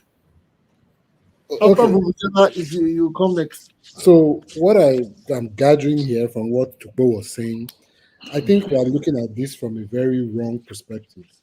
We are looking at the conventional way of protest where you call labor, civil societies, and everybody will now say, okay, but I don't know if anybody here has a child or a nephew or a niece that is a Gen Z, because I'm hearing that this protest is mainly organized by the Gen Zs. They speak a different language. It's not this one, it's not Biro and paper, oh, let's go and put our demands together and do this and do that. These conversations have been going on, from what I gathered, has been going on Twitter for some time now. And There are things on Twitter that I see, I read, I don't even understand what the people are saying. Comment section, people are saying using some kind of funny languages. I'm looking at, okay, what are these people talking about? And I have come to know that is a lot of Gen Zs they're on Twitter and they have their way of operating, which is not the conventional way. And the suffering is not conventional anymore. So when we are looking for them to say, okay, come up with your demands, the way it used to be, this organization will identify with the protest, then somebody fixed a date. People are listening to somebody. Somebody is leading them some way, somehow. And if we don't understand that we are no longer, when I say we, a lot of people on this platform are my age mates because we grew up together. We are no longer the young people anymore. There are people that are younger than us that are interested in politics. They see the way things are going down the drain. They feel our generation and the people above us have failed, and they're just trying to do things in a different way. And if we are here saying, "Oh, I don't," NSAS started with police reform, and it was spreading to something else entirely, and that's where soldier came and everybody ran away. So it's always going to be a spark, and I think the government or the leaders, they kind of know that because they've been involved in protests as well when they were younger. It's always going to be something that sparked it, and it's good to post brought up Kenya. Yes, it started as tax hike or whatever it is. Now it's something else. There's always going to be a spark. I don't want to use the word revolution because we don't want to go that far, but the suffering is high, government is bad, and the young people, they are going about this in a different way. And I don't even think they are, for now, interested in coming to the table to negotiate or whatever. IG is using Konima sense, telling that they should give their phone numbers and address and what have you. They don't operate like that, these young people. But what I'm hearing, it's a Gen Z organization that they are the ones that are putting this thing together. They must have somebody that is leading them, fixing dates, telling them where they are going to gather and not gather. And if the government don't find a way to reach out to them and speak their language, then we have a mess on our hand. So, I mean, Godspeed to everybody that thinks that this thing is going to be, it should be the conventional way of doing things. But life is changing. People have different thinking. Social media has opened up everybody to expose everybody to everything. So the minute they start thinking that way, then maybe there's a solution. But if they are thinking that people are going to now come wear agbada or wear khaki like Labour does to Asue Rock and say, oh, we held meetings till 12 midnight and we now came up with something, they are kidding themselves. Nobody's going to do that with them concerning this protest. Thank you. Yeah, thank you. Before I give it to Josiah, I want to ask. Okay, so what are the needs? What will the government do in this short period of time for the protesters to change their mind? Because it is evident that these people are not ready. The protesters are not ready. They are hell bent on the August 1st strike. Oh, sorry, not the strike, the protest. What will the government do that can change the minds of these protesters? Is there anything? Are they, because when they say when they say they have demand, I can say, okay, the NSAS protest started as NSAS. It was a call to end SARS, and immediately after a while, SARS was disbanded, or why is the right word? Yes, banded, It disbanded. was renamed. It wasn't banned. It was renamed. Okay, at some point they said okay, they didn't disband it. They renamed it. They Don't worry. renamed it and they called it SWAT. Or so, yes, but It it was was reformed. I think that's the word. no. Reformed. Then after that, they said they needed to reform. When they changed the name, they said they needed to reform the police. It went to reforming the police, and the pictures of different police colleges started emerging. and the police started having smiles, and the police started walking. The police got excited, and they were even attending protests, or some policemen in some certain states started leading the protest. Yes, this was how it moved from NSAS to reform police, and that was where it ended. So, what is it that can be done before the protest? This protest, before what is it that the government will do for the protest not to begin? Is there any I would call it magic, because 1 year they haven't done it. How is in 7 days? What is there any magic that the government will do? There's no silver bullet to this. I think it has escaped from it has moved away from them. There's no silver bullet to it. What they are used to is calling people in and having settlements. But if the people trying organizing this stuff is not even they don't even know who to call, then they have a problem on their hand. There's nothing at this point, and that's why they are calling everybody that maybe they will call upper reporters to come to Asue Rock now and say, okay, let's hear from you. They are trying to everything whatsoever, but they don't even know who to call because they have missed the point. The point is that things are going on in this government that should be tackled. The suffering is too much, and they are there saying things, dealing with things that are irrelevant. The way they are even trying to tackle this protest is not the right way. What are you calling traditional? What is that going to do? So they are still missing the point in trying to solve a problem. When you miss that point, then you are going to. So what is going to happen that day? I personally don't think the protest is going to hold. They are going to fill all the major cities with armed men. Wike has come up to say that that day is the day for traditional Abuja. I don't know, give you traditional rulers, whatever. Nobody should come out and do anything. So they're going to fill everywhere with soldier men and whatever, and say, okay, we dare you to come. And the minute you start doing that, then to me, if they are brave enough to come out, it's going to be a tough one. If the protesters are brave enough to come out, it's going to be a very tough one. And let's hope that nobody gets hurt. But the government, I think they are clueless. There's no silver bullets to. There's no silver bullets to this thing. They are not going to snap their fingers and everybody will go away. Thank you. Okay, thank you very much. Mr. Josti, are you there? Josti, Yes, are I'm you here. there? Yes, thank you I'm very here. much. Yes, Can you guys I can hear hear me? you. Yeah, we can hear you very much. We can hear you very well. Sorry, yes. I greet you all in the spirit of the struggle. Greet you too. My name is Joseph Agime. I am, according to our host from Japan, I am joining you guys from Toronto. Good afternoon. Okay, I listened to, I came late, my apologies, but I listened to Vuvuzela's um, submission and the other speaker, I believe, before him. Um, First of all, let me say this. They say there's when you force a goat to the wall, when you push a goat to the wall, the goat will have no choice but to turn around and bite. You understand? That is that is where Nigeria is today. People are sounding as if it is a joke.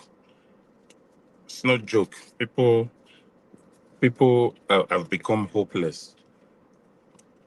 You know, when you hear people commit things like suicide, the only reason is because they have become hopeless. They've lost all hopes. Understand?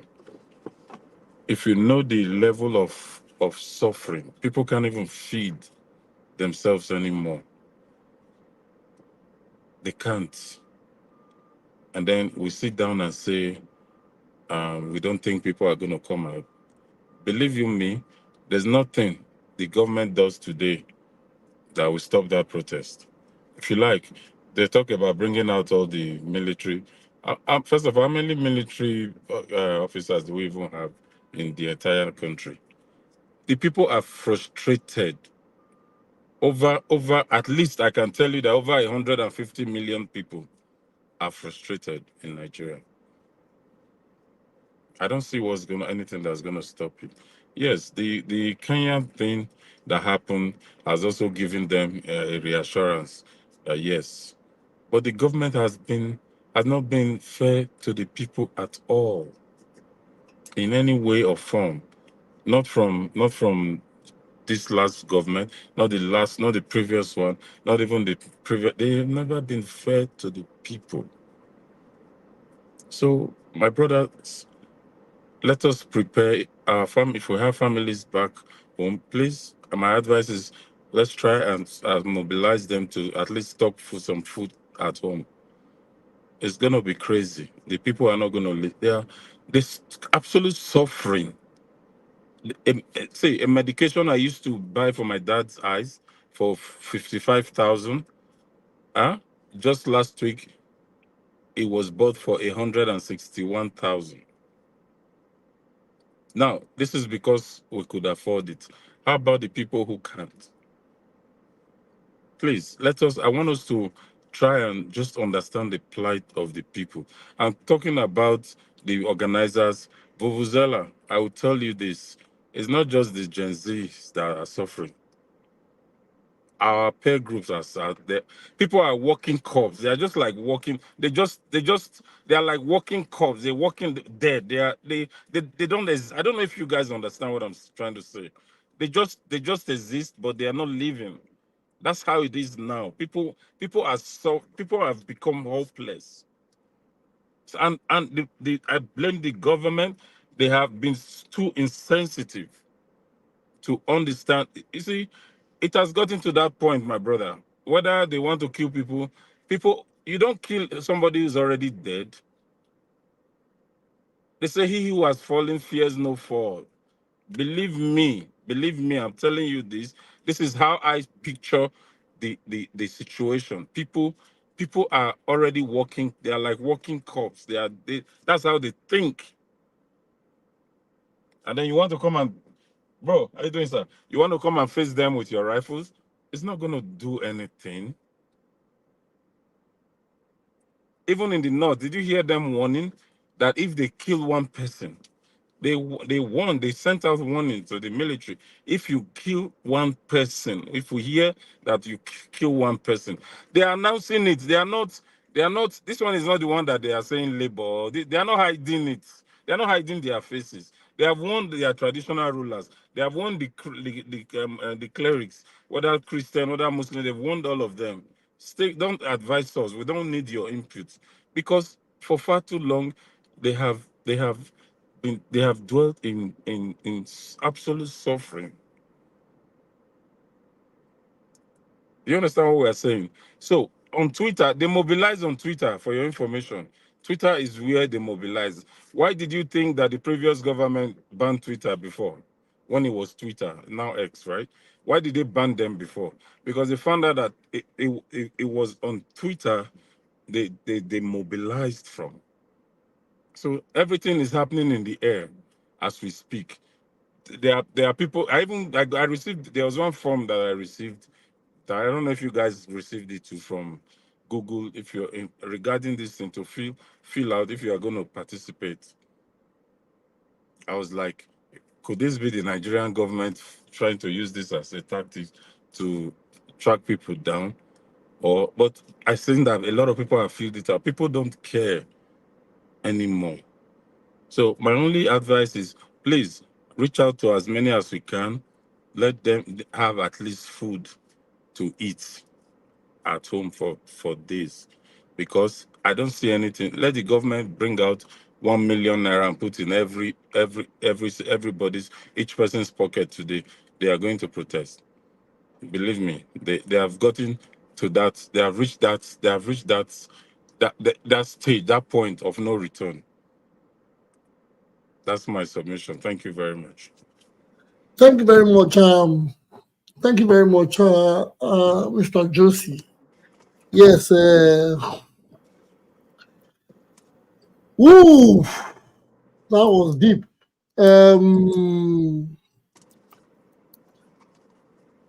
Yes, we want the government to hear us. We want to be heard. That is why we come this far. Yeah, Mr. Joe, I'll let you speak next. We want to be heard this far. We want people to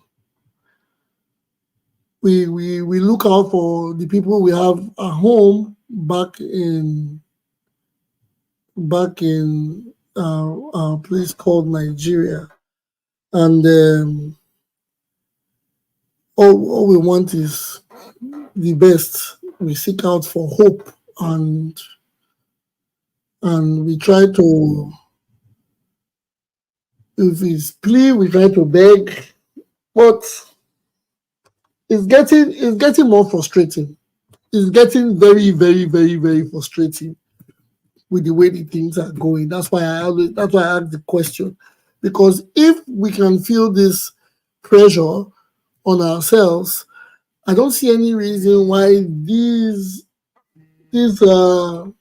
politicians are still relaxed. If you visit Nigeria at this point, you could tell people that live in Nigeria or people that have visited in the last 3 months, you could tell that anything can ignite chaos in 6 minutes. Well, I think it is a threat. I think the protest and the date is a threat for government to sit up. I really don't believe. I think before the first or before that said or the said date, there might be a U-turn. I believe so, because from what I see in Nigeria, what I saw when I went there, a protest. If you want chaos, you can start it in a day. You don't need to plan it 30 days ahead. If you wake up in the morning, start yelling and start walking, to be honest, in 2 hours, you can have 10,000 people walking behind you protesting. You don't need to have it planned. It is the people are waiting for that voice. They are waiting for the call. That is from what I saw. What these people are ready in Lagos, in Benin. Yes, if you start the protest tomorrow morning, they will follow. That is how pained they are. But I don't know how we are going to get out of this. This is just we are talking. This is one. We are not talking about our Edo politics. We are not talking about other politics. We are not talking about elections. We are talking about autonomy of local government. This is just one of all the things we are going through. Joe, before I get to you, we have a caller. He's a regular caller. Caller, please, can you tell us your name and where you're calling from, and give us your submission in 3 minutes? Caller. Good evening. Good evening, Oban reporters. I greet you all. Good evening. My name is Jonah. I'm calling from Hamburg. Germany. Yes, I know, Jonah. Jonah, I know it's yeah. We are very happy with you guys for bringing these shows to us, for us to be watching and follow up for everything that is happening. Thank you, Jonah. Like my submission is that everybody is a protester because it affects me as I'm here in Hamburg because my family is back home.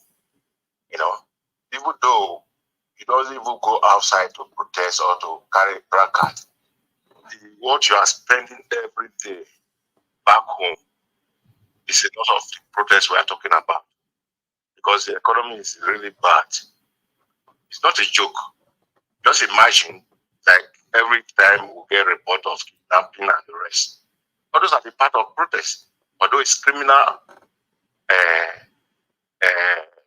it's criminal anyway, but it's a crime. But what is bringing all those things? Because of bad government. So what are we talking about? When, by the end of the day, if the people should come outside tomorrow to protest, and nobody knows their leader. It's just like what we talk about. Kidnappers. Nobody knows who is who. Even your closed door neighbor may be a kidnapper because out of frustration. We don't know. And when you have family back home, they are suffering. At the end of the day, what will come out of them? You know, the question is that let the government come out to speak to the people, to down the tension. If not so, things will go out of hand. Not the handlers, not like people like them about you or what is his name. We'll be talking about ensuring people's need that they are the people sponsoring the protest. That is political. It's not that way. People are hungry. You know, like this discussion we are discussing here in Upper Reporters is part of the protest, because by the time the government be hearing all this talk, I think they will sit up. You know, so that's what I say about it. Thank you very much. Thank you very much, Mr. Jonah. Thank you very much. You're a regular caller. Yes, you call all the time to give us your submission. Thank you. I appreciate it. Yes, we are here. We are indirectly protesting. I think that's why I said the protest can be in different ways. Yes, I don't see violence has nothing to do. Violence is there's no room for violence. There's no answer. Violence has no answer. Yes, well, there's no answer. You don't get an answer from violence or chaos. Yes, the protest is going to affect. I said it is going to affect the common man seriously. We know it is a statement that has to be made, but if you look at it from a different perspective, some people, opposition, want the protest because it gives them an edge for forthcoming elections. But who benefits from it, and who does it really affect? A lot of people are going to suffer. A lot of people are going to go through pain. A lot of negative things will happen. I'm not praying for it. We don't want it to happen, but it's inevitable. It is going to be hijacked in some part of the areas. With the hunger in the town, trust me, some businesses are going to be affected. There will be targets. There will be major targets. Big supermarkets, major businesses are going to be targets. Market areas, a lot of these places will be targets. So that is why I say, is there something they can do to make these protesters get a U-turn? Mr. Joe, you have your hands up, please. Are you there? Make your summary. Yeah, I'm here. My submission. Good evening once again. My submission. One thing, if government can at least take a risk by not allowing security men to interfere in the protest, I'm telling you, it will be peaceful. Well, yes, okay, yes, that is one thing, because in a saner climate, it's risk, but if they can take it, it will be peaceful. Yes, in a saner climate, there's one thing. When I mean in saner, okay, in an ideal situation, when protesters come out to protest, they are being guided by traffic wardens and security operatives. Because even when people protest, it doesn't mean the economy is shut down. People still have to go to work. So protesters are being guided on what routes to take and how to go about it. So it doesn't really cause chaos for traffic, for motorists or people traveling, or the way I mean traveling, moving from one point to another.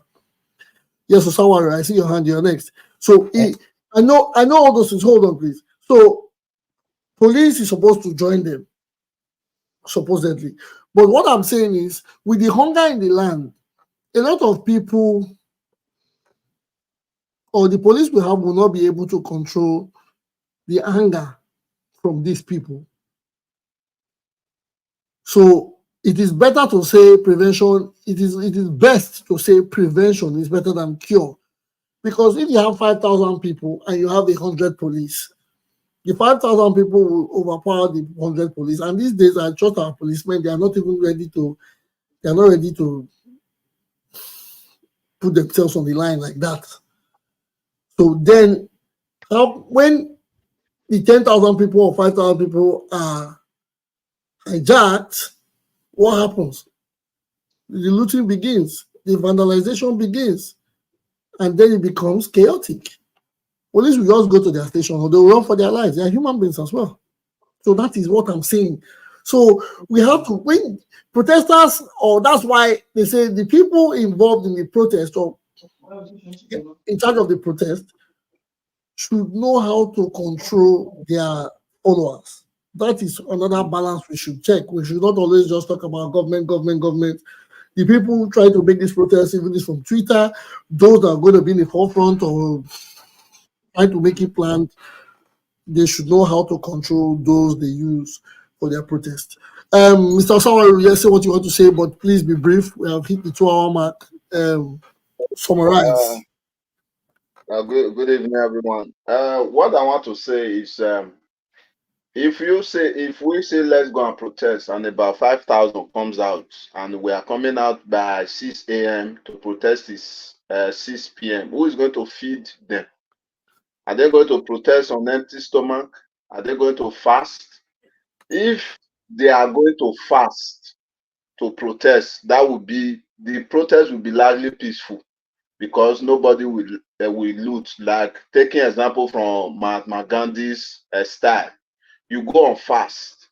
But in a situation whereby somebody is going to feed the protesters, that protest is already compromised, because whoever is giving them food, giving them drink and water, is going to tell them where and what to do.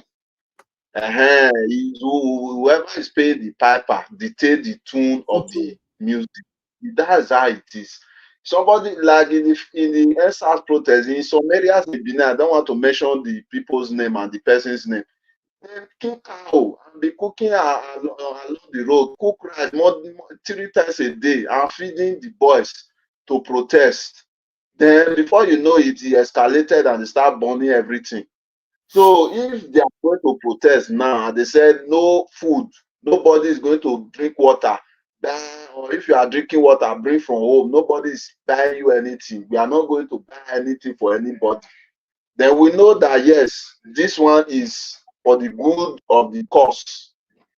But if somebody is going to volunteer to say, I'm using, who is going to use his money? You don't have money, you now have money to feed thousands that is going out. That means somebody somewhere is already gearing up to galvanize or take the advantage of what is going to come out from the protest. That's my submission. Oh, thank you very much. That is another point. Yes, that is, I think for protests, let me say before Vuvuzela, Pilot Vuvuzela, who's going to be, and we have somebody in the house, Ogbeni Kole. I'm going to get across to you as well before I round up. Yes, for protest, I think basically when people protest, it doesn't make markets or businesses shut down. Protesters can protest, and while they are thirsty, they stop at a shop, they buy a drink, buy a snack, they protest, and they linger, or the protest will say, okay, we start at Ring Road, we walk to the government house. Depends on who they are taking the protest to. Or we start at main gate, university main gate, and we meet at Ring Road, where it's a central point. Or everybody starts from certain areas and we meet at a central point, which is Ring Road. I'm using Benin as a case study. Now, when people protest on that, while you're protesting and trying to get people to join, you don't interfere with people's businesses. If you are thirsty, you buy a drink. If you like to buy a drink for yourself and a few others, like you want to be a gentleman or a philanthropist at that point in time, fine. But the case where people go and start cooking at a spot, then those people should be held accountable for protests. If you start cooking and start making a center point for feeding, certain people, then those people should be held accountable and asked reasons why they are campaigning for the protest. But basically, the protest, everybody, all man for, everybody is fighting the just cause. So protesters are supposed to fend for themselves. Yes, maybe the Mahatma Gandhi did that, adding religion to his to his uh, to his protest. But in Nigeria, yes, you can say fasting, but if you tell people fasting with the way things are going, at some point the hospital will be overwhelmed because you can't tell people to walk in the heat without eating or to fast because you want that is the it's going to be worse than people are going to think. There will be casualties or there will be things to start happening. So it is only proper when you want to go take your transport money, keep money for yourself, get your water, and go in peace. No weapons, no stress. Because I believe with the authorities, when you don't try to overwhelm the police, they would have no reason to come after protesters. Mr. Vuvuzela, you want to say something? Yes, please. I just want to add to. Go ahead. Yeah, I just want to take us back to 2012, Occupy Lagos, where the present president was part and parcel of that protest. That protest was relatively peaceful. I think only one person died. There was one incident of loss of life, one person. Shot in Ikeja. Yes. They shut down Lagos for 12, 13 days, crippled the economy of Lagos, and all people from all walks of life. They had a party there, they fed them, they did everything. The only reason, in my opinion, why that protest was peaceful, because of the temperament of the president then, which was Jonathan. He gave an order: nobody should be harassed, nobody, police, don't be overzealous, do not go out. No, guess what? Was there a case of looting or anything? No, there was nothing like that. But when we are here trying to dance around the truth, NSAS, when we all know why NSAS went south. Some people were sponsored, some what's it called? A particular group of people were sponsored to hijack the whole to hijack the process. For the first few days of that protest, they were just blocking the toll gate. In Benin or whatever, they were just blocking major roads. That was all it was. And if you go back to 2012 again, when Jonathan saw that, okay, these people have really shut down the whole place, and he succumbed to their demand. It was fuel scarcity then.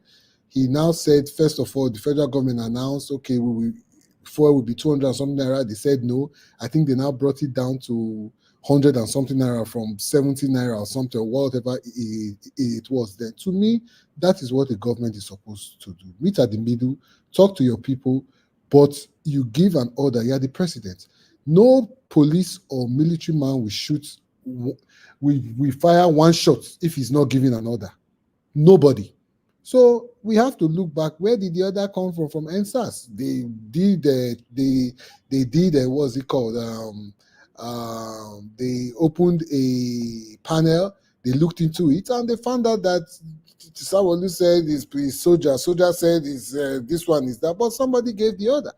So if this government, if you want to be responsible, let people protest. What are you afraid of?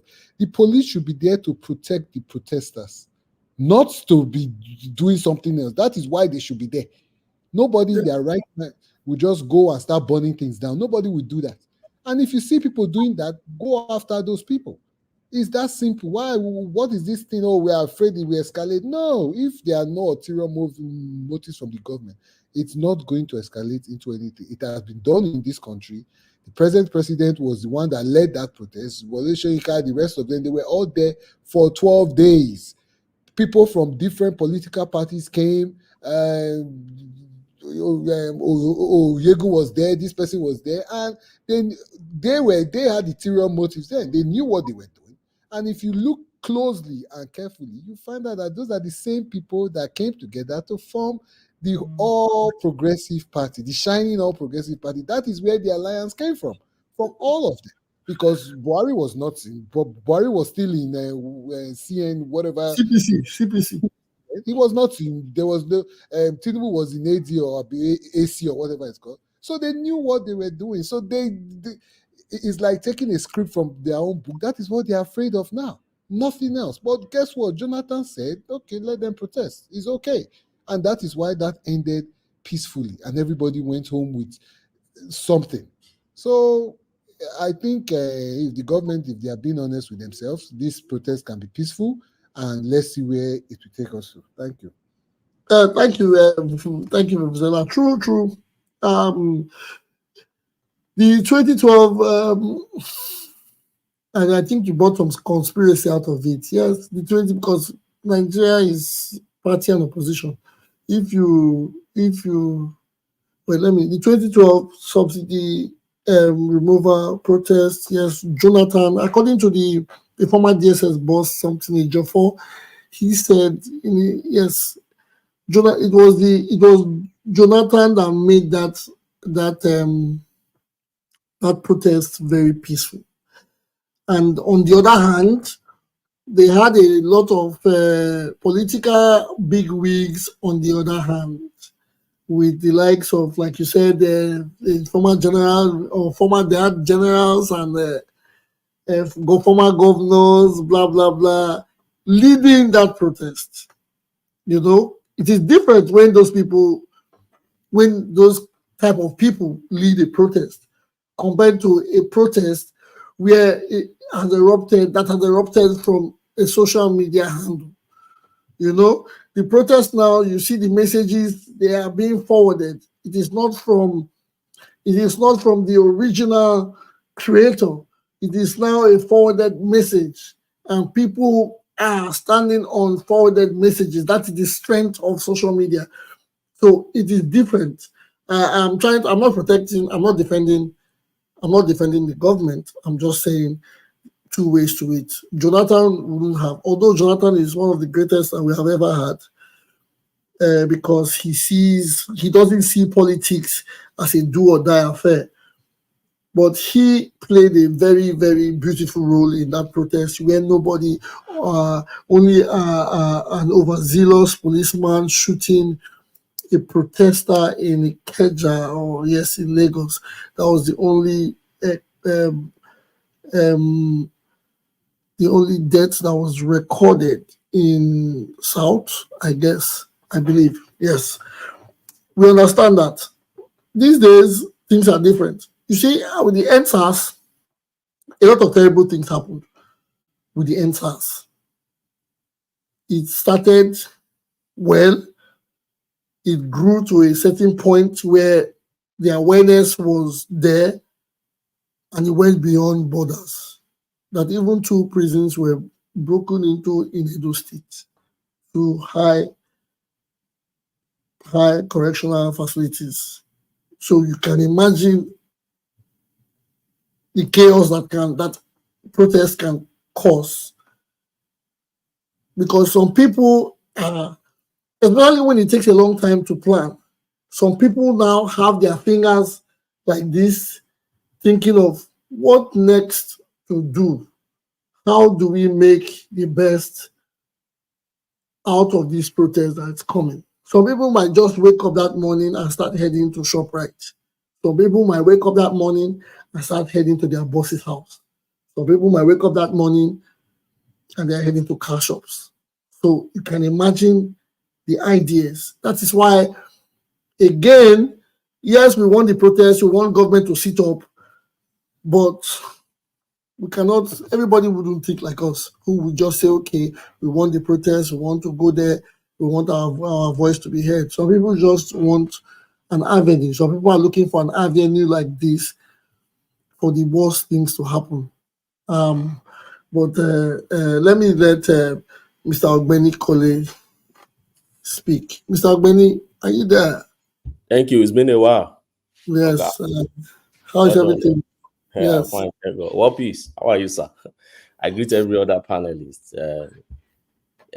Yeah, this is my opinion on the issue of protest. I'm a legal practitioner. I support protest, and I support this one that is coming. I support protest, but I don't support riots. Now, Nigerians, we need to understand the difference between protest and riot. We need to keep sensation out of the way and don't be beclouded by sensation. We should try to understand that there is clear difference between protest and riot. For me, I've been seeing some flyers around, and the quarter from which you see those flyers, you realize that they are not things that should be. For instance, one of the flyers I saw said in Enugu, in Port Harcourt, in Lagos, in Abuja, block every road leading to the airport. That is no longer protest. If you're blocking road leading to airport, that is riot. If your protest leads to you burning tires, you're looting shops, you're burning places, you're stopping freedom of movement of people, you're evading hospitals, and you're crashing the economy that we're all protesting to improve, then that is no longer protest. That is rioting, according to the Riot Act. Now, protests should have a specific cause that we're all fighting for. And I understand, yes, there are objectives for this protest, even though there is no clear leadership, that is peddling this or leading it. There are many people. Showore is doing his own. Then you see different. I've seen Peter Obi grassroots mobilization. There's a Twitter handle like that. If you go there, you see a lot. Nefititi, you go there, you see a lot. Shoot, a lot. Everybody posting their own and saying you're ready. Fine. There are good things to do to make your cause known. If you go back to the history of protest, what are the things you use protest to achieve? Yes, you use protest to first let the government know that you are no longer popular. It makes you unpopular, except you do XYZ. Secondly, it makes you to embarrass the government so that you put it on record that what they were doing, not right. And thirdly, you are saying, look, if you go on like this, you will lose the next election. So we won't go to legitimate, and then you can also, delegitimate that government at that moment. That is protest. And after that, you go back home and be waiting for them. And a responsible government should react. But the moment you go beyond that, you have crossed the line. The government also owns the responsibility, particularly to those other people that are not protesting. Don't forget, in Nigeria, you have 200 million plus people in Nigeria. Let's say approximately 270 million. Out of 270 million, you won't have 1 million in the streets. So we shouldn't think that we are more Nigerians than those one that are not in the street.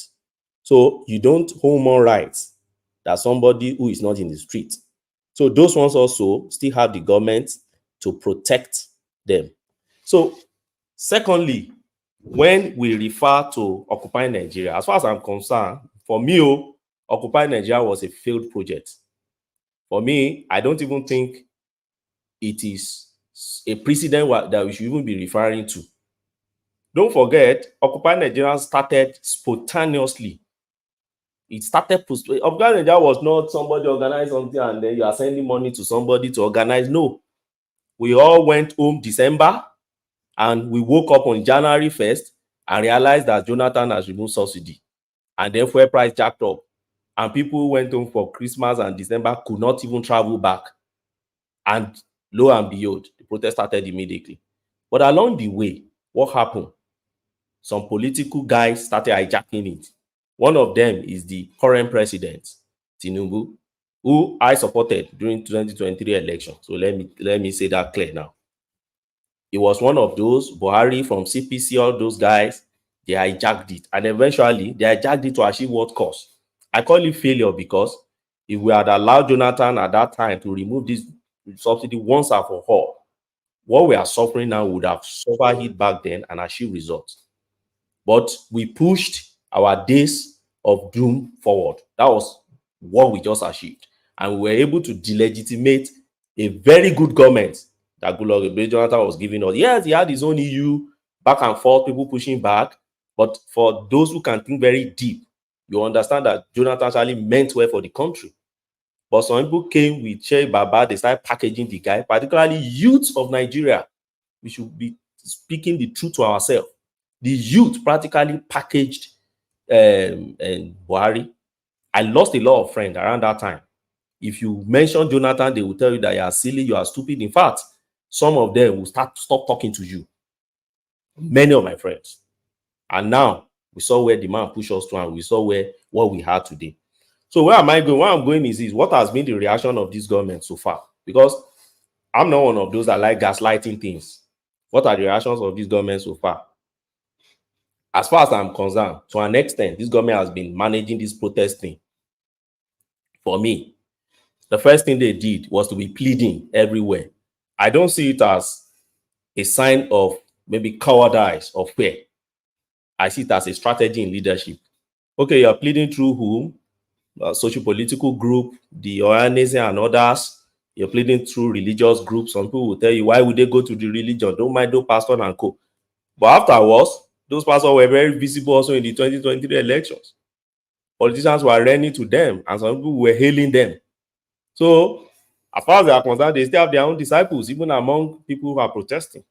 So, going to all those places, traditional rulers and all those, pleading, for the economy reform to yield results, and then pleading for more times. Then along the way, okay, they settle minimum wages. We may be saying, okay, 70,000 is too small. 70,000 is about 200+% increase to what it used to be. Okay, we will say, oh, civil servants are not the only one in this space. Yes, I agree. And then police now started warning. Now, when people see police warning, they see like, why are you warning us? This protest cannot lead to riot. As far as I'm concerned, nobody, even on this platform, can guarantee that protest cannot lead to riot. Nobody. Like the head of panelists here have said, people are hungry, food commodity skyrocketed in the country, food insecurity in the country, and a lot of things happening in our country. Transport system, transport fare, a lot in the country that you can't. An average man cannot even survive a daily 3 square meal in a day. And the possibility to hijack the protest. So what am I canvassing for? Okay, the police warning. Yes, the police has the duty also to warn and say, look, if you have to protest, ensure that it is peaceful. Soldiers are warning, because these are the guys eventually that if everything comes down eventually, these are the guys that own the duty to maintain peace in that country. It's not a kangaroo country where you won't still find police to do their job, to come and counter riot if it leads to riot. Now they've called out opposition, and people will ask, why would they be putting it on opposition? But everybody knows. For instance, Atiku has said, I'm supporting this protest, and everybody knows Atiku have a very huge supporters too. You can't write the guy off in political space. So for me, it's a strategy of saying, okay, if you call out the opposition, they are also very careful in their rhetorics during the protest. Because we're all here during NSAS. Most times, we like blaming government on NSAS and say, oh, it was government, everything on government. The way the leadership of NSAS handled NSAS was also not okay.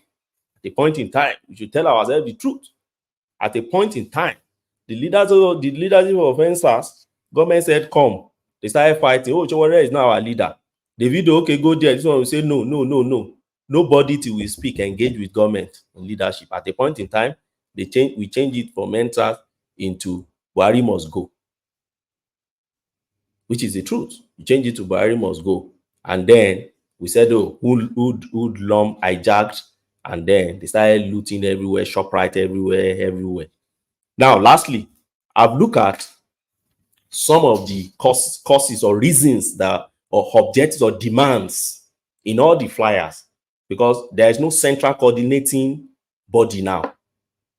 So what we need to do is put all of them together and then look at what are the demands flying around. Because if I were the president, first question I want to ask myself, what is the demand? And where is the coordinating body? Who can I speak to? As it stands now, I don't think there is somebody the presidency or the government can speak to. Who do you want them to speak? Do we want them to speak to? Maybe that will surface by 1st of August, because it's another strategy also in protest. You don't bring out your leader when it is about to, so that if you bring out your leader, once they clip your leader, that's the end of the protest. So maybe on 1st of August, we hope there will be a leader, and we also hope that those leaders will not start fighting one another on who to lead. We saw that during NSAS too. Now, when we look at the demand, sorry, I was going to round off now. When you look at the demand, what are the demands? First, the first thing I saw is that they said we should reverse fuel price to 300 per liter and end subsidy. So we want to do what we did during Occupy Nigeria again. Okay, return subsidy and then let's get back to 300 naira. That's fine if the government can yield to that. But we should note that we are pushing our doomsday forward again, just like we did. I think what should be our demand in that angle is that be transparent enough. Let us know. You said there is no subsidy again. You said what you have now is that you are intervening. So make it transparent. Let us know what exactly are you intervening, and how much are you guys spending. You know, that's one for me. Now they said they should cut down fee of tertiary institution. There is loan, but there's another group that say change the loan to grants. Don't make it loan for tertiary institution. I think that is a reasonable one to say change it to grants and don't make it a loan. But to say cut it down, each university has autonomy to decide what is their fee in the country. That is what the law that established those universities says, except we want to change it. Another one says cut electricity bill. We have deregulated electricity industry in Nigeria. There are private companies who own those things. So for somebody who understands the indices underpinning that industry, is this a reasonable demand from government, or we should hold those guys responsible? Another one that baffles me a lot is that release Nnamdi Kanu unconditionally. That sounds political to me, because if you say release Nnamdi Kanu unconditionally, what has Nnamdi Kanu got to do with the food price that we're fighting for, or with the fuel price we're fighting for, or things that affect commoners in the society? Yes, I know brothers from South East who say, oh, that is the reason for insecurity in the South East, in the Southeast. And the question I keep asking is, will it stop every Monday curfew in the Southeast that started even before Nnamdi Kanu got to the incarceration? So these are the things I think should not even be included in this cause we're fighting at all. If youth are fighting this cause, there are things we should end. Now, we talk about electronic transmission, and I think I've said it on this platform before. We say, oh, our results should be transmitted electronically by all means. And I ask the question, presently in the Senate, there are many committees that are sitting on the reforms of our electoral act. How many you did you see in that committee? I used to watch NTA Parliament. I cannot find one youth sitting in that place and say, this is the bill, this is what you should change. But laws are not changed through protest or on the face of TV. We should engage and involve in these things, particularly the opposition. Unfortunately, the opposition we have presently, they have a leader that will talk, but what the representatives who are opposition in the house are doing is different from what their leaders are saying outside there. One just joined APC recently now from Labour. Go and join APC. So what are we saying? And there's another one that just joined now. I think Pastor Sayo also just joined now. They are just joined bandwagon, and eventually, where is the opposition in Nigeria? And they say reform judiciary. As far as I'm concerned, that's too sweepy. What reform are we talking about when you just use the word reform? Should we sack all judges in Nigeria? Should we their recruitment process, is that what we are saying? Should we retire all the ones that are 70 plus already, or anyone that have had bad record already with DSS? Are we retiring them and appointing, or should citizens be the one to be appointing judges? We should be clear on this. That's for me. So finally, for me, if what we're going to pick is food, and we say, Mr. Man, we have 15 days, we're going to be in the street. What we are saying is food price must drop within these 15 days before we leave the street. Electricity, say, Mr. Man, look, electricity 24 hours that you're having in Asue Rock, we don't want to hear about it until every Nigerian has 24 hours supply of electricity. And we are watching you. We have our people even within the Asue Villa. 3, If we can make all these, I can't hear you, sir. But can that be done in 10 days? So if we see, look at Kenya. Although as far as I'm concerned, Kenya also was failure. Those ones that look at Kenya and use it as example, I just wish they are deep thinker and we could sit down and engage on Kenya. What has they achieved in Kenya? Businesses have shut down in Kenya now.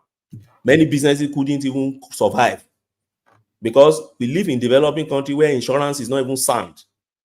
Most of those companies now, many of them don't even have insurance. Many insurance companies have flee Kenya now because they don't want to pay, because they can't even pay. So my point is, they may not achieve it. Look at food, for instance, and I keep saying it. Why is food the issue in Nigeria? Let me tell you one of the problems I think is happening. One that I feel, I don't know. That's my own analysis of the food issue in Nigeria. First, the increase in fuel price jack up transportation of food from the north to south. See, we have to be sincere about ourselves. I'm from Ekiti State. The north has been feeding the south for years. They are the one feeding us. We just like making mouth. They are the one feeding us. We still call them aboki, but they are feeding us. Look at all staple food in Nigeria. It comes from the north. All staple food.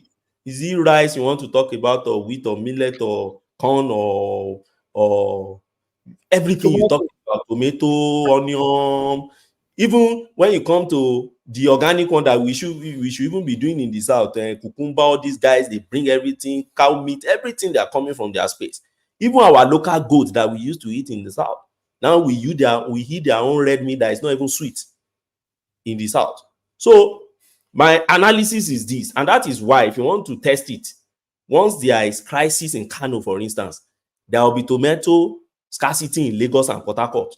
You want to ask yourself, is it that the surrounding states don't plant tomato too?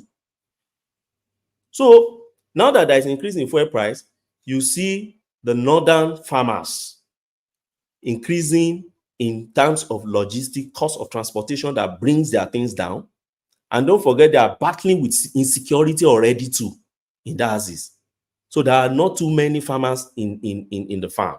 The major farmers who are the industrialized one, the off-farm and all these big guys, they are all greedy people like Dangote. They are greedy people that will take advantage of situation to increase prices. So the subsistence farmers and others are not too many there in the north farming now because of insecurity.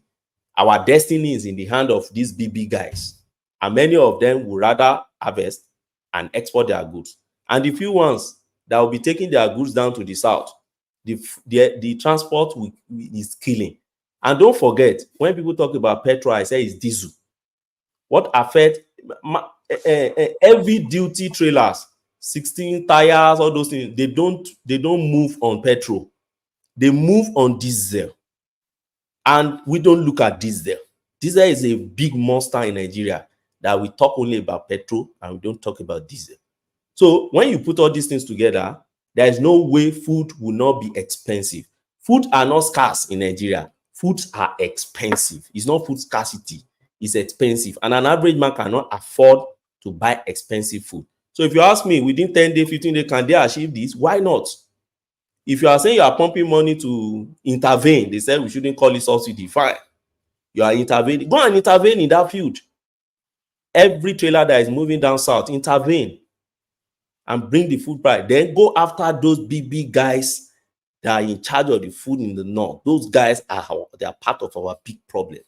Then they said there are silos, which I don't believe federal government has any silo anywhere. They go and release also tons of corns. I don't believe all those things. They are empty silos. I have one in my state. I don't think there is anything inside. I don't think they can prove me wrong. But if they indeed have, then open those silos now and let there be food. So that when the economic reform, you are pushing it to a fusion, then let there be food for people. Once people have food in their belly, their problem is half solved. So that's my submission, sir. Thanks. Thank you very much. Thank you very much, Mr. Ogbeni Kole. Kole, Abi, right? Is that Kole? Yes, please. That's my. Thank you very much. I know you took a lot of time to talk, but I allowed you because I was enjoying it. and you were breaking it down, because since on the show nobody has told us the demands of the protesters, and we asked earlier on what the people want, but you made it clear that if they talked about food, it would have been an important one instead of going political about it. Anyways, I appreciate your submission. I suppose it was lengthy, but it was interesting. And as it is, you are the last person. You are the last panelist of the day. We have hit the 2-hour mark. I think we have exceeded it with 30 minutes as well. But we have to call it a day. I give you all the appreciation for coming to watch the program today. And the topic remains national protest in Nigeria. I guess we will have to continue with this same topic on Monday, and we will know if there are more updates on it as things unfold. Anyways, we are here, and I can say, before I leave the time, an African proverb. This proverb says, "The darkness of night cannot stop the light of the morning." It is an African proverb on hope. And this means that in all difficulties and challenging situations, people will always emerge with strength of character and abilities to face the challenges. Yes, we are going through a challenging time now in the world. I know Nigeria is going through a lot, but the challenges is not just in Nigeria. It is a global thing, yes, but they are worse in certain places, because in proper conditions, there are jobs for people to do to give them a bit of hope. But in our country, Nigeria, the fight is too much. You talked about something just now. Mr. Benny talked about something just now, which we don't even mention: the diesel. The diesel has been a terrible problem for years. People have been tackling this monster for a very, very long time. But the petroleum product, which we always hear people say is petrol. Yes, because we feel more people use petrol. But diesel